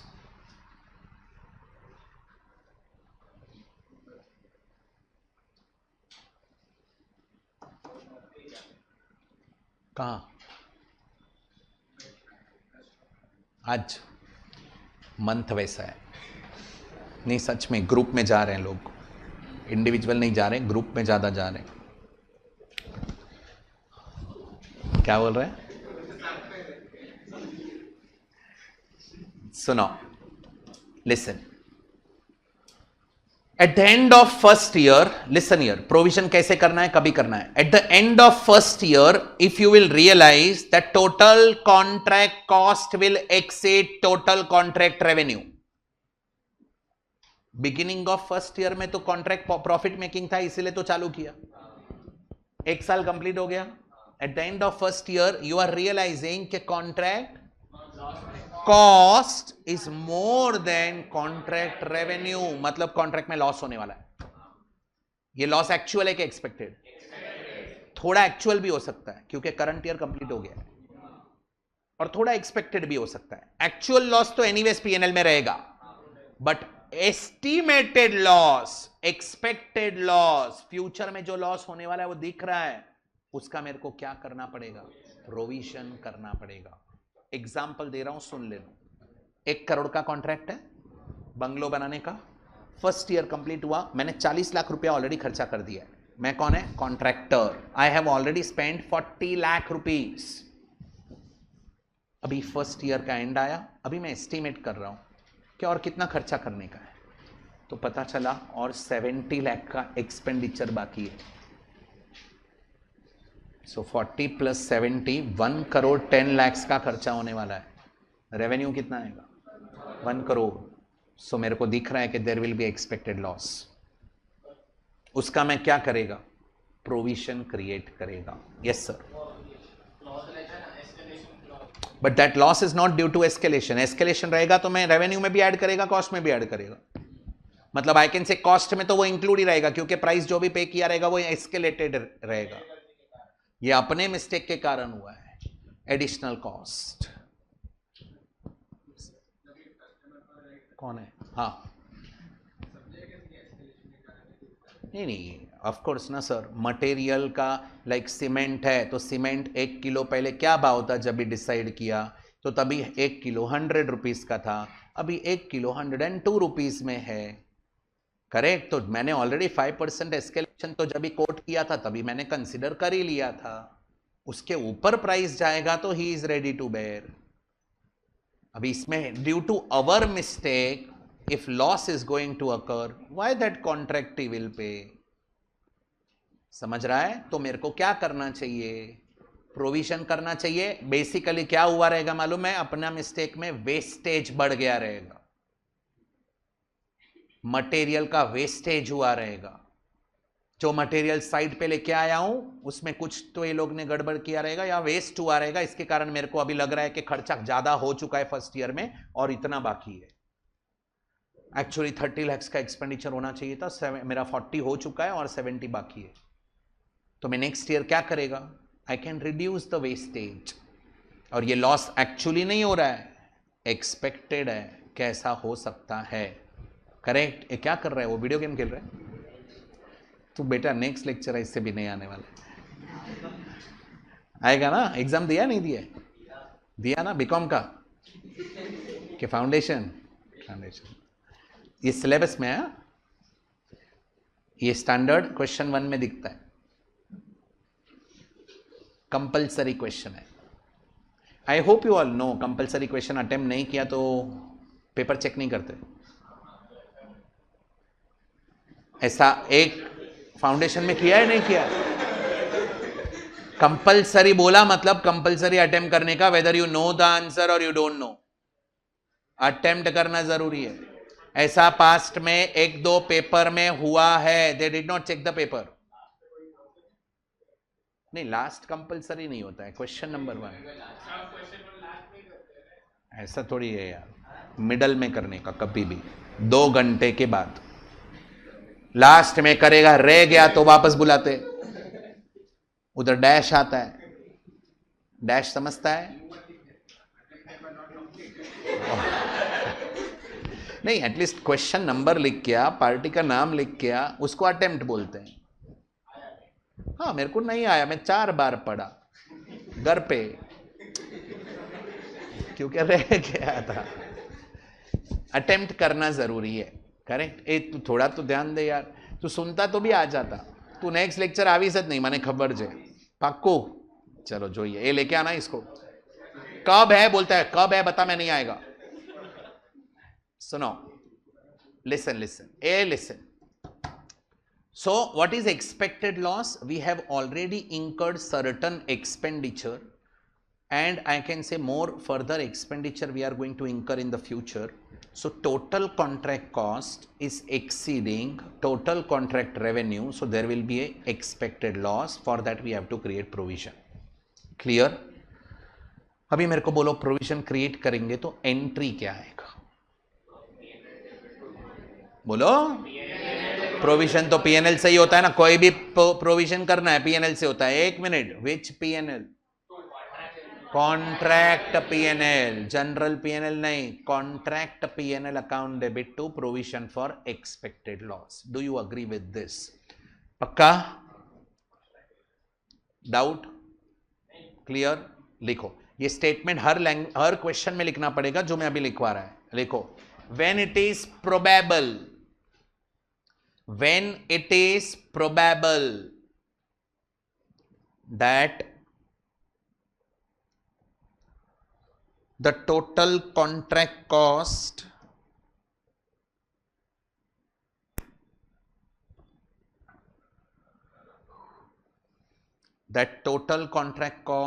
will exceed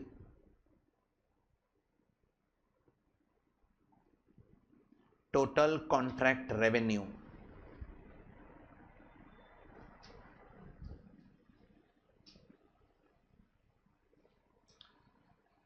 then expected loss, total contract revenue लिखा, then expected loss should be provided immediately,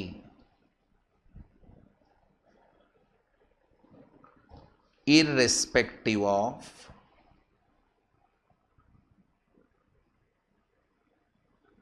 commencement of work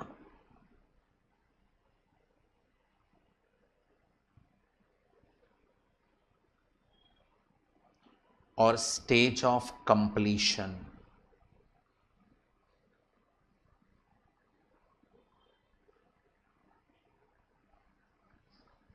of contract.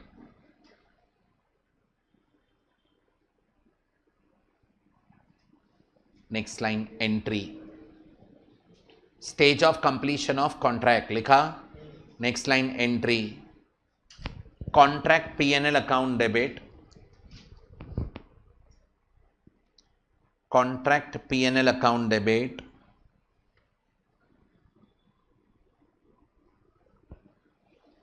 To provision for expected loss.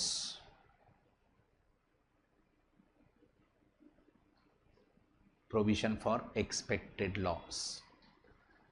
समझा कि नहीं समझा? Clear? Provision कभी भी याद रखो, create होता है ना बेटा, वो नेक्स्ट ईयर में रिवर्स ही होता है। कोई भी provision, RDD is a provision. क्या एंट्री क्रिएट करते हैं? क्रिएट करते हैं तो क्या एंट्री? बरोबर। ये करंट ईयर में न्यू आरडीडी हुआ, for next year bad debts. अभी नेक्स्ट ईयर के बैड डेट्स के सामने वो ओल्ड आरडीडी होएगा, माइनस ही करेंगे। नेक्स्ट ईयर में बैड डेट्स नहीं हुआ, आरडीडी का क्या करूं? Reverse. Oh no, old bad debts plus new bad debts plus new RDD minus old RDD. Sir ने नहीं सिखाया रहेगा वो नो, सर ना बोलते हैं, नहीं पढ़ाएगा मैं, वो नो नहीं पढ़ाएगा। अकाउंट बनाते थे तुम लोग तो मतलब उसमें ओल्ड आरडीडी क्या करते थे? रिवर्स होता था, क्योंकि आप ओपनिंग बैलेंस में डालते थे। बाय में आएगा डेफिनेटली। हम लोग देखो ऐसे करते थे, देख लो ये कैसे 11th में है ना, बायट करवाते हैं कॉलेज में, कोई कोई क्लास में। कौन सा bad debts? Plus plus new RDD add होता है, क्योंकि पीएनएल डेबिट में है ये, माइनस ये लास्ट ईयर क्रिएट किया है, किसके लिए? करंट ईयर के बैड डेट्स के लिए। तो बैड डेट्स में से माइनस करेगा ना ये,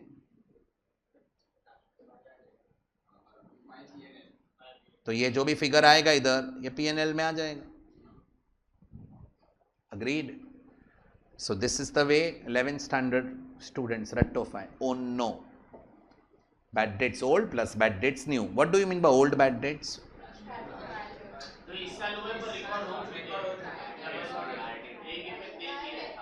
It is current year bad debts recorded in the books.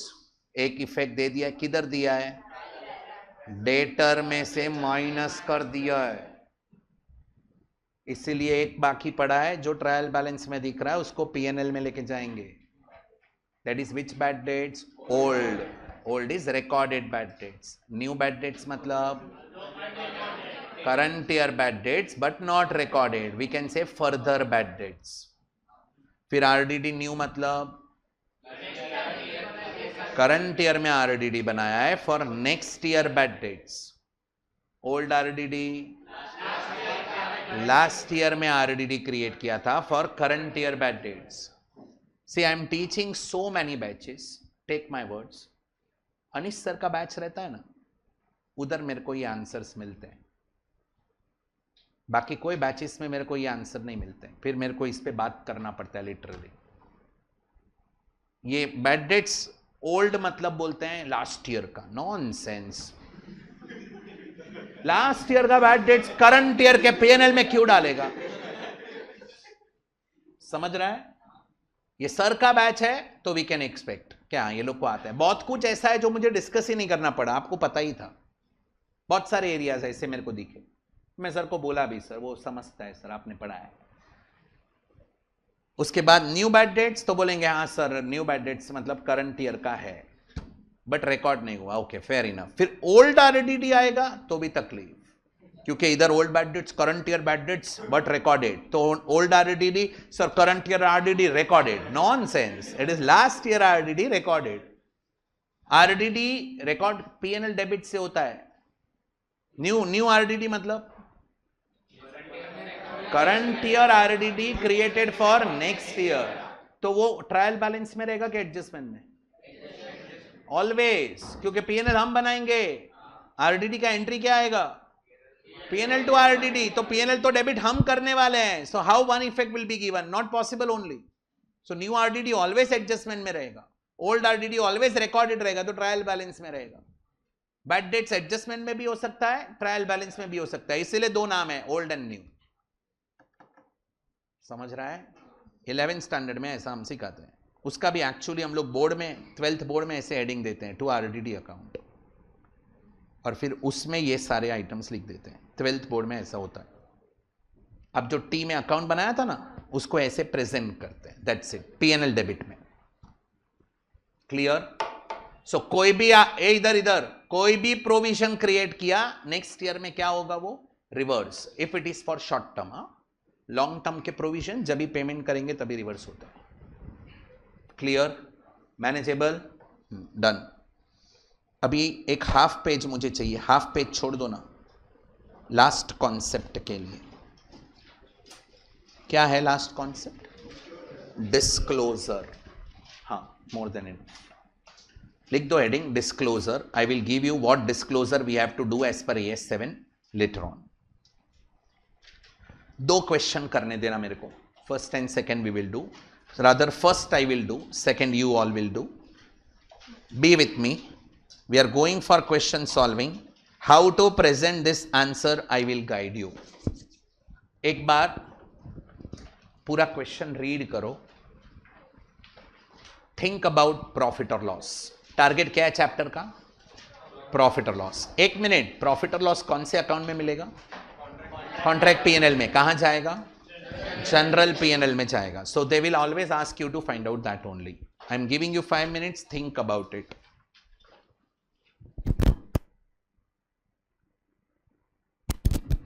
Shall I start? Messrs. Excellent Construction Company Limited undertook a contract to construct a building for rupees. बोलो. 3 crores. What is 3 crores?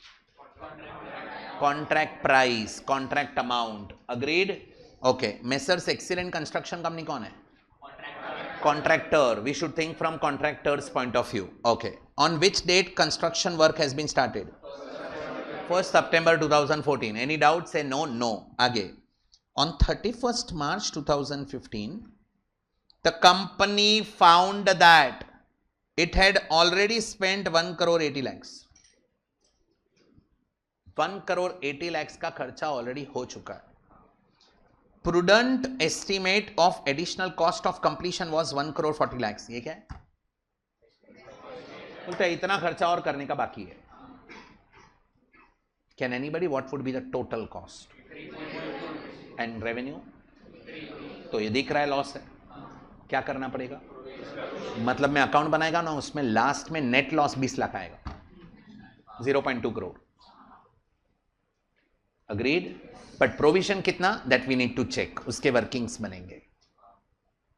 What amount should be charged to revenue in the final accounts for the year ended 31st March 2015?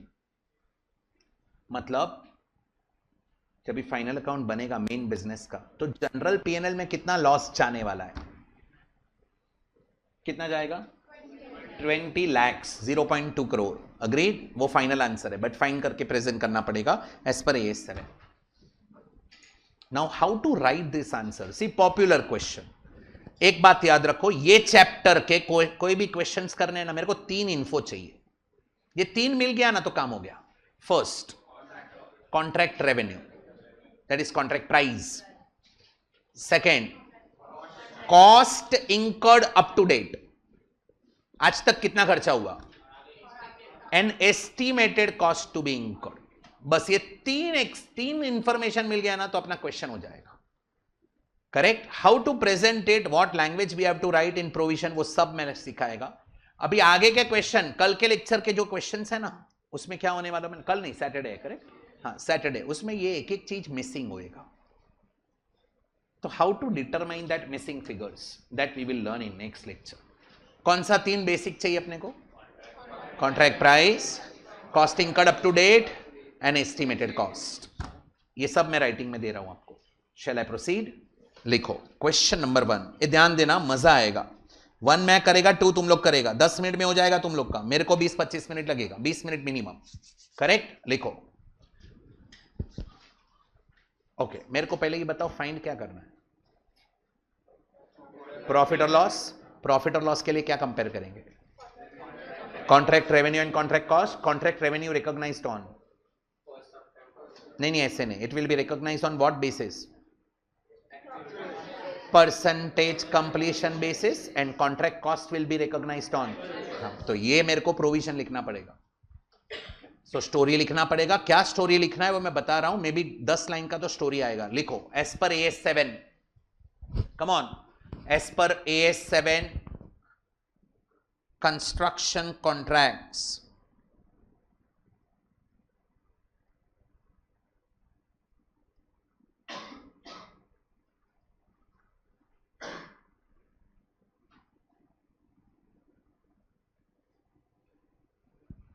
ऊपर heading लिखने का ही है compulsory. कोई भी chapter रहेगा, कोई भी सब्जेक्ट रहेगा, write the name of the company. Don't write in the books in all the chapters, but at least name of the company you can write. कभी क्वेश्चन नंबर रॉन्ग हो गया ना तो ये बच्चा लेगा. Correct? As per AS 7 construction contracts, comma, contract revenue should be recognised on, contract revenue should be recognized on, बोलो, percentage completion basis.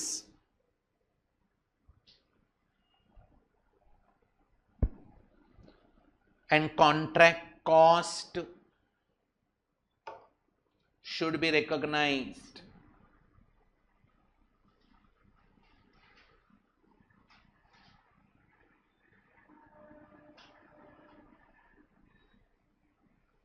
on actual basis.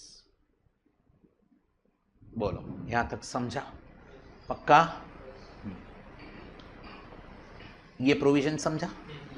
अभी ये क्वेश्चन में प्रॉफिट है कि लॉस है? है ना लॉस, तो लॉस का क्या बनाना पड़ेगा, तो उसका भी लिखना पड़ेगा। लिखो when it is probable, when it is probable that total contract cost will exceed total contract revenue.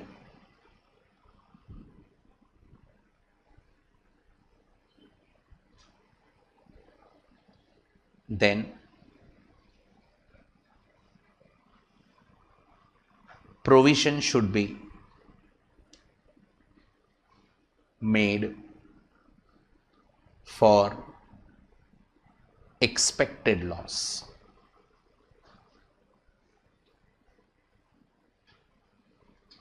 Irrespective of stage of completion.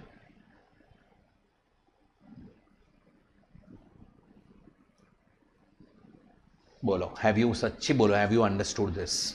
ये हर सम में तुमको लिखना पड़ेगा, क्योंकि पूरा चैप्टर इस पे ही फोकस कर रहा है। वी हैव अराउंड 14 क्वेश्चंस, 14 में लास्ट 2 थियरी है, प्रिंटेड दिया है, 12 क्वेश्चन है, 12 का 12 प्रैक्टिकल है, राइटिंग में सॉल्व करना है। और बिलीव मी इंटरेस्टिंग, सारे कंपाइलर के सारे क्वेश्चन लेके आया हूं, अभी कोई नया नहीं मिलेगा आपको किधर, क्वेश्चन देख लेना। अर्ली बर्ड का बुक में टाइम था मेरे पास, सब किया है, करेक्ट। हाँ, अभी इतना ऑलवेज लिखने का, इसके बाद क्या स्टार्ट करना है सुनो इधर, क्या लिखा, बेसिक इन्फो लिखने का। बेसिक इन्फो में 3 information required, which 3? Contract price, how much, 3 crores, cost incurred up to date,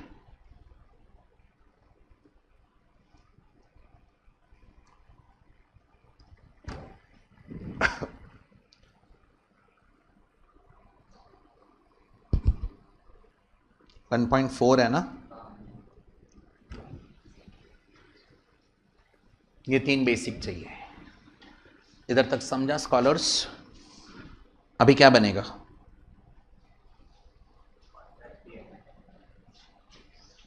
कौन से ईयर का है? 15 है ना, मतलब first year. See there are 2 possibilities. Institute कभी कभी वर्टिकल बनाता है, कभी कभी टी फॉर्मेट में बनाता है। वर्टिकल बनाया तो contract revenue minus contract cost, और फिर प्रोविजन भी माइनस करने का, करेक्ट। और टी फॉर्मेट में बनाएगा तो देखो ये ऐसे बनेगा, T format contract PNL, 6 lines, 5-6 lines.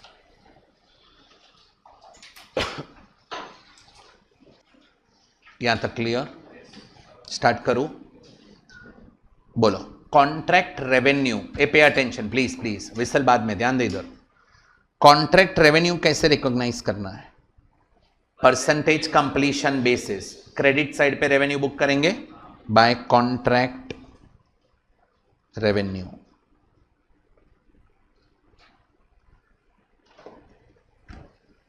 बोलो टोटल रेवेन्यू कितना है?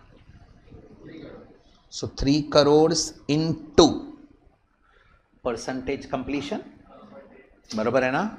सो परसेंटेज कंप्लीशन फाइंड करना पड़ेगा, वो करते हैं, 2 मिनट रुक जाओ। Contract cost will be recognised on, so cost debit में आएगा। Do you agree with this? How much cost is already incurred? So 1.8 crore will come here. इधर तक समझा? Contract cost on actual basis, contract revenue on percentage completion. आ जाओ वापस, percentage completion find करना पड़ेगा, वर्किंग नोट नंबर 1।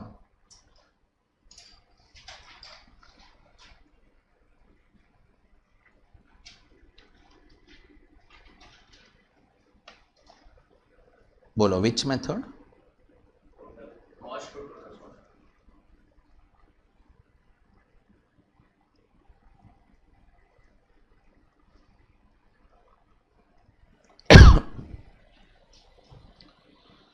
यहां तक समझा क्या सबको? अप्रोच सीख लेना, अप्रोच आया ना तो काम हो जाएगा. Application is important. Shall I proceed? How, what is the formula? Come on. Upon total cost.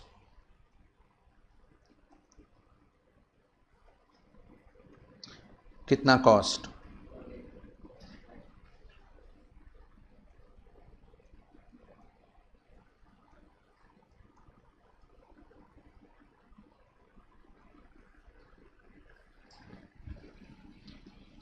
$1.80 upon total cost, that is 3.20. कितना आ रहा है? 56 पॉइंट.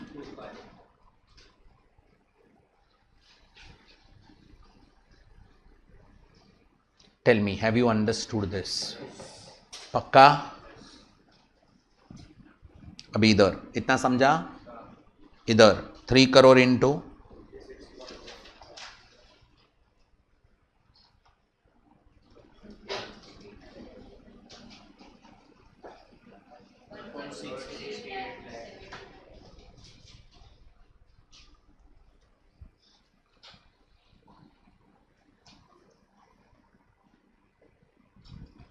मैनेजेबल. क्या हो गया? कॉन्ट्रैक्ट रेवेन्यू बुक किया, कॉन्ट्रैक्ट कॉस्ट बुक किया. बोलो प्रॉफिट है कि लॉस है? कितना लॉस आ रहा है? नहीं, पहले ये कितना आ रहा है वो बोलो. 1125 आ रहा है. 1125, 0.1125. What is that? You know, actual loss. ये एक्चुअली मेरे को 0.1125 का लॉस हो रहा है. ये समझा? That is actual loss of current year. अभी मेरे को फाइंड करना पड़ेगा how much is estimated loss of future. उसने का मेरे को प्रोविजन करना पड़ेगा. Do you agree with this? Working note number 2, provision for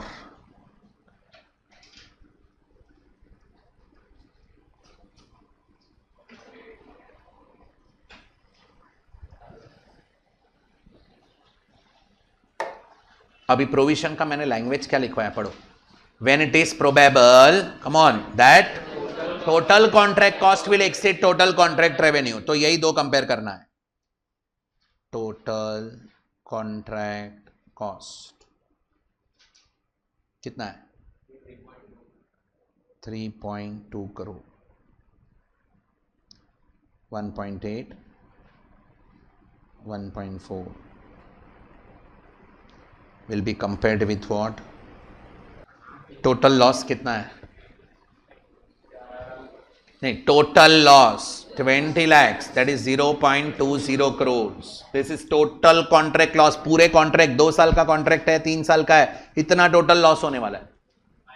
अभी इसमें से एक्चुअल लॉस कितना है? Actual loss of current year. Do you agree? 0.1125 CR. I hope you understood this. कहां से मिला समझाइए? P&L कंपेयर करने का. बाकी का लॉस नहीं, बाकी का लॉस अभी होगा कि फ्यूचर में? फ्यूचर में होने वाला है. Do you agree with this? एक मिनट, ये पॉइंट समझा क्या आपको? सो बाकी का लॉस एक्सपेक्टेड लॉस 0.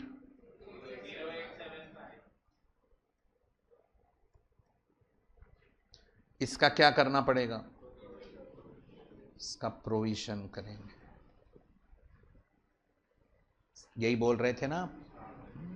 सो पहले अपने को ये 20 करोड़ का लॉस आया, उसमें से इतना एक्चुअल था, इतना प्रोविजन. हाँ, प्रोविजन बैलेंसिंग फिगर नहीं लेने का क्या? हाँ, समझाइयो मैं सुखी दू.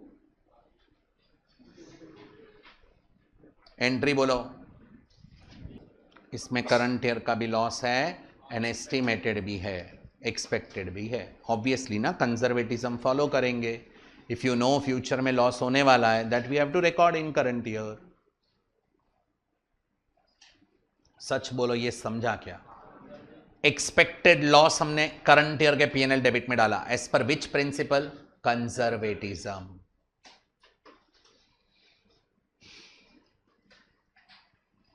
Have you understood how to write the answer? पहले क्या लिखने का?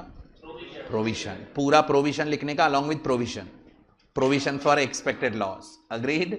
उसके बाद बेसिक इन्फो और उसके बाद अकाउंट बनाओ एंड 2 वर्किंग नोट. चलो, can you manage question number 2? Think about it, get the answer. चलो ना, खुद लिखो.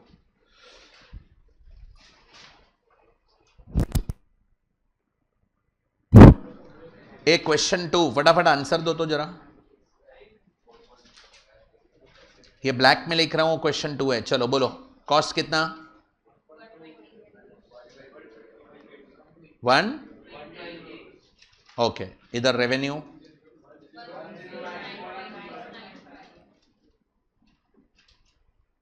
प्रोविजन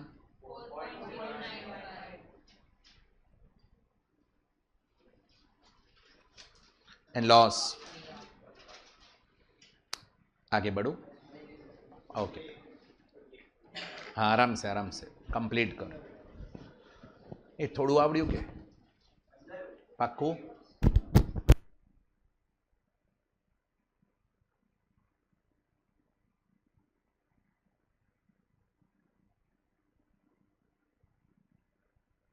पेपर अच्छे गए क्या? ये टोटल आएगा ना ऐसा 124.095.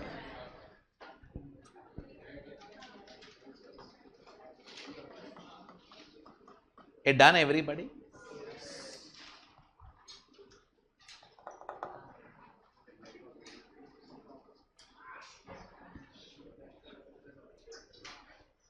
Shall I?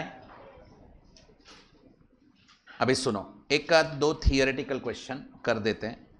लिखना नहीं है कुछ, सिर्फ ध्यान देना. You have to crack this questions. Be with me. 13. ये तो बहुत सिंपल है, एग्जाम में आया था एक बार. Mister Shyam, a construction contractor undertakes the construction of an industrial complex. He has separate proposal raised for each unit to be constructed in the industrial complex. Since each unit is subject to separate negotiation, he is able to identify the cost and revenue separately. Should Mr. Shyam treat construction of each unit as a separate construction contract? Bolo. Yes. Segmenting of contract. बस क्या लिखने का अभी? As per A7 construction of contract. Segmenting में क्या? हाँ, meaning में क्या था? व्हेन. हाँ, परफेक्ट. फिर 3 कंडीशंस थे. Proposal submitted separately, negotiation done separately, cost and revenue can be identified separately. अगर ये सब है तो ये सेगमेंटिंग ऑफ कॉन्ट्रैक्ट है. करेक्ट? आंसर चेक करो. As per construction, when a contract covers a number of assets and the construction of each asset should be treated as a, when separate proposal have been for each asset has been subject to separate negotiation and the contractor and customer have been able to accept and reject. Okay, ठीक है. And the cost and revenue of each asset can be identified. सच बोलो, समझा? Therefore, Mr. Shyam is required to treat construction of each unit as a separate construction contract. Manageable? ये पक्का समझा? ये question करना है मेरे को, ध्यान दो. कुछ नया है, बी विथ मी. अभी ये क्वेश्चंस थियोरेटिकल किधर दिखेंगे मालूम है? कोई भी क्वेश्चन में, क्वेश्चन 5 या 6 में एक 4 मार्क्स का क्वेश्चन आता है. एक नहीं, आई कैन से दो क्वेश्चन दिखते हैं 4 मार्क्स के. कोई भी स्टैंडर्ड में से आ सकता है. थियोरेटिकल स्टैंडर्ड उधर दिखता है. अभी आया था what is accounting standard and what are the objectives. उसके पहले क्या आया था मालूम है? What are the items will be excluded from the cost of inventory. अभी वे अनएक्सपेक्टेड क्वेश्चंस हैं, छोटे छोटे क्वेश्चंस हैं, पूछ लेते हैं 4 मार्क्स के लिए. If you have read the concept you can apply. Correct? Mister X as a contractor has just entered into a contract. With local municipal bodies. अब भी कॉन्ट्रैक्ट में एंटर हुआ है बॉस, फॉर व्हाट? फ्लाईओवर बनाने के लिए contract मिला है। As per the contract terms, X will receive additional 2 crore if the construction will get over within 2 years। 2 साल के अंदर फ्लाईओवर बना दिया ना तो 2 करोड़ रुपया एक्स्ट्रा देगा government, BMC, municipal corporation. Mister x, 1 minute, ये 2 करोड़ क्या हुआ? इंसेंटिव्स, बराबर है। मिस्टर एक्स अभी स्टार्ट किया है कॉन्ट्रैक्ट, इंसेंटिव्स कभी मिलेगा? अगर कॉन्ट्रैक्ट 2 साल के बाद का, 2 साल विद इन 2 years कंप्लीट हुआ तो mister X wants to recognise this revenue. ओ बोलता है ये हमारा करंट ईयर में रेवेन्यू बुक करो 2 करोड़ का अभी, क्योंकि ऐसे कितने प्रोजेक्ट मैंने पास्ट में कंप्लीट किए हैं। Since in the past he has been able to meet similar targets very easily. Is X correct in his proposal? बोलो। हाँ, means we have to check what? Recognition criteria. Agreed. दूसरा एक point क्या consider करना पड़ता है? Certainty about revenue. मतलब certainty, ये मिलने वाला है वो सर्टन रहेगा तो ही हम लोग क्या रेवेन्यू उसको मान सकते हैं, रिकॉग्नाइज कर सकते हैं। Certainty about revenue is must. पढ़ो as per AS7 construction contract, पढ़ो क्या लिखा है? Can I say it is incentive payment? Incentive payment are additional amount payable to contractor if specified performance standard are or exceeded. For example, contract may allow for an incentives payment to the contractor for early completion of the contract. समझा? Incentive payments are included in the contract revenue when, come on, and it is probable that specified performance standard will be met or exceeded. Advance level पे contract पहुंच गया और अभी लग ही रहा है, खत्म होने वाला है, तो ही ये रेवेन्यू बुक करना चाहिए। And the amount of incentive payments can be measured reliably. Amount पता होना चाहिए। In the given problem contract has not even begun, hence contractor X should not recognise any revenue of this contract. सच बोलो, ये समझा क्या? पक्का? Clear? कितना क्वेश्चन किया? 4। अभी 10 क्वेश्चन बाकी है, that we will cover in next lecture. Thank you so much, bye, take care. आप लोग प्लीज रिवाइज करके आना एक बार, correct? Thank you, bye, take care.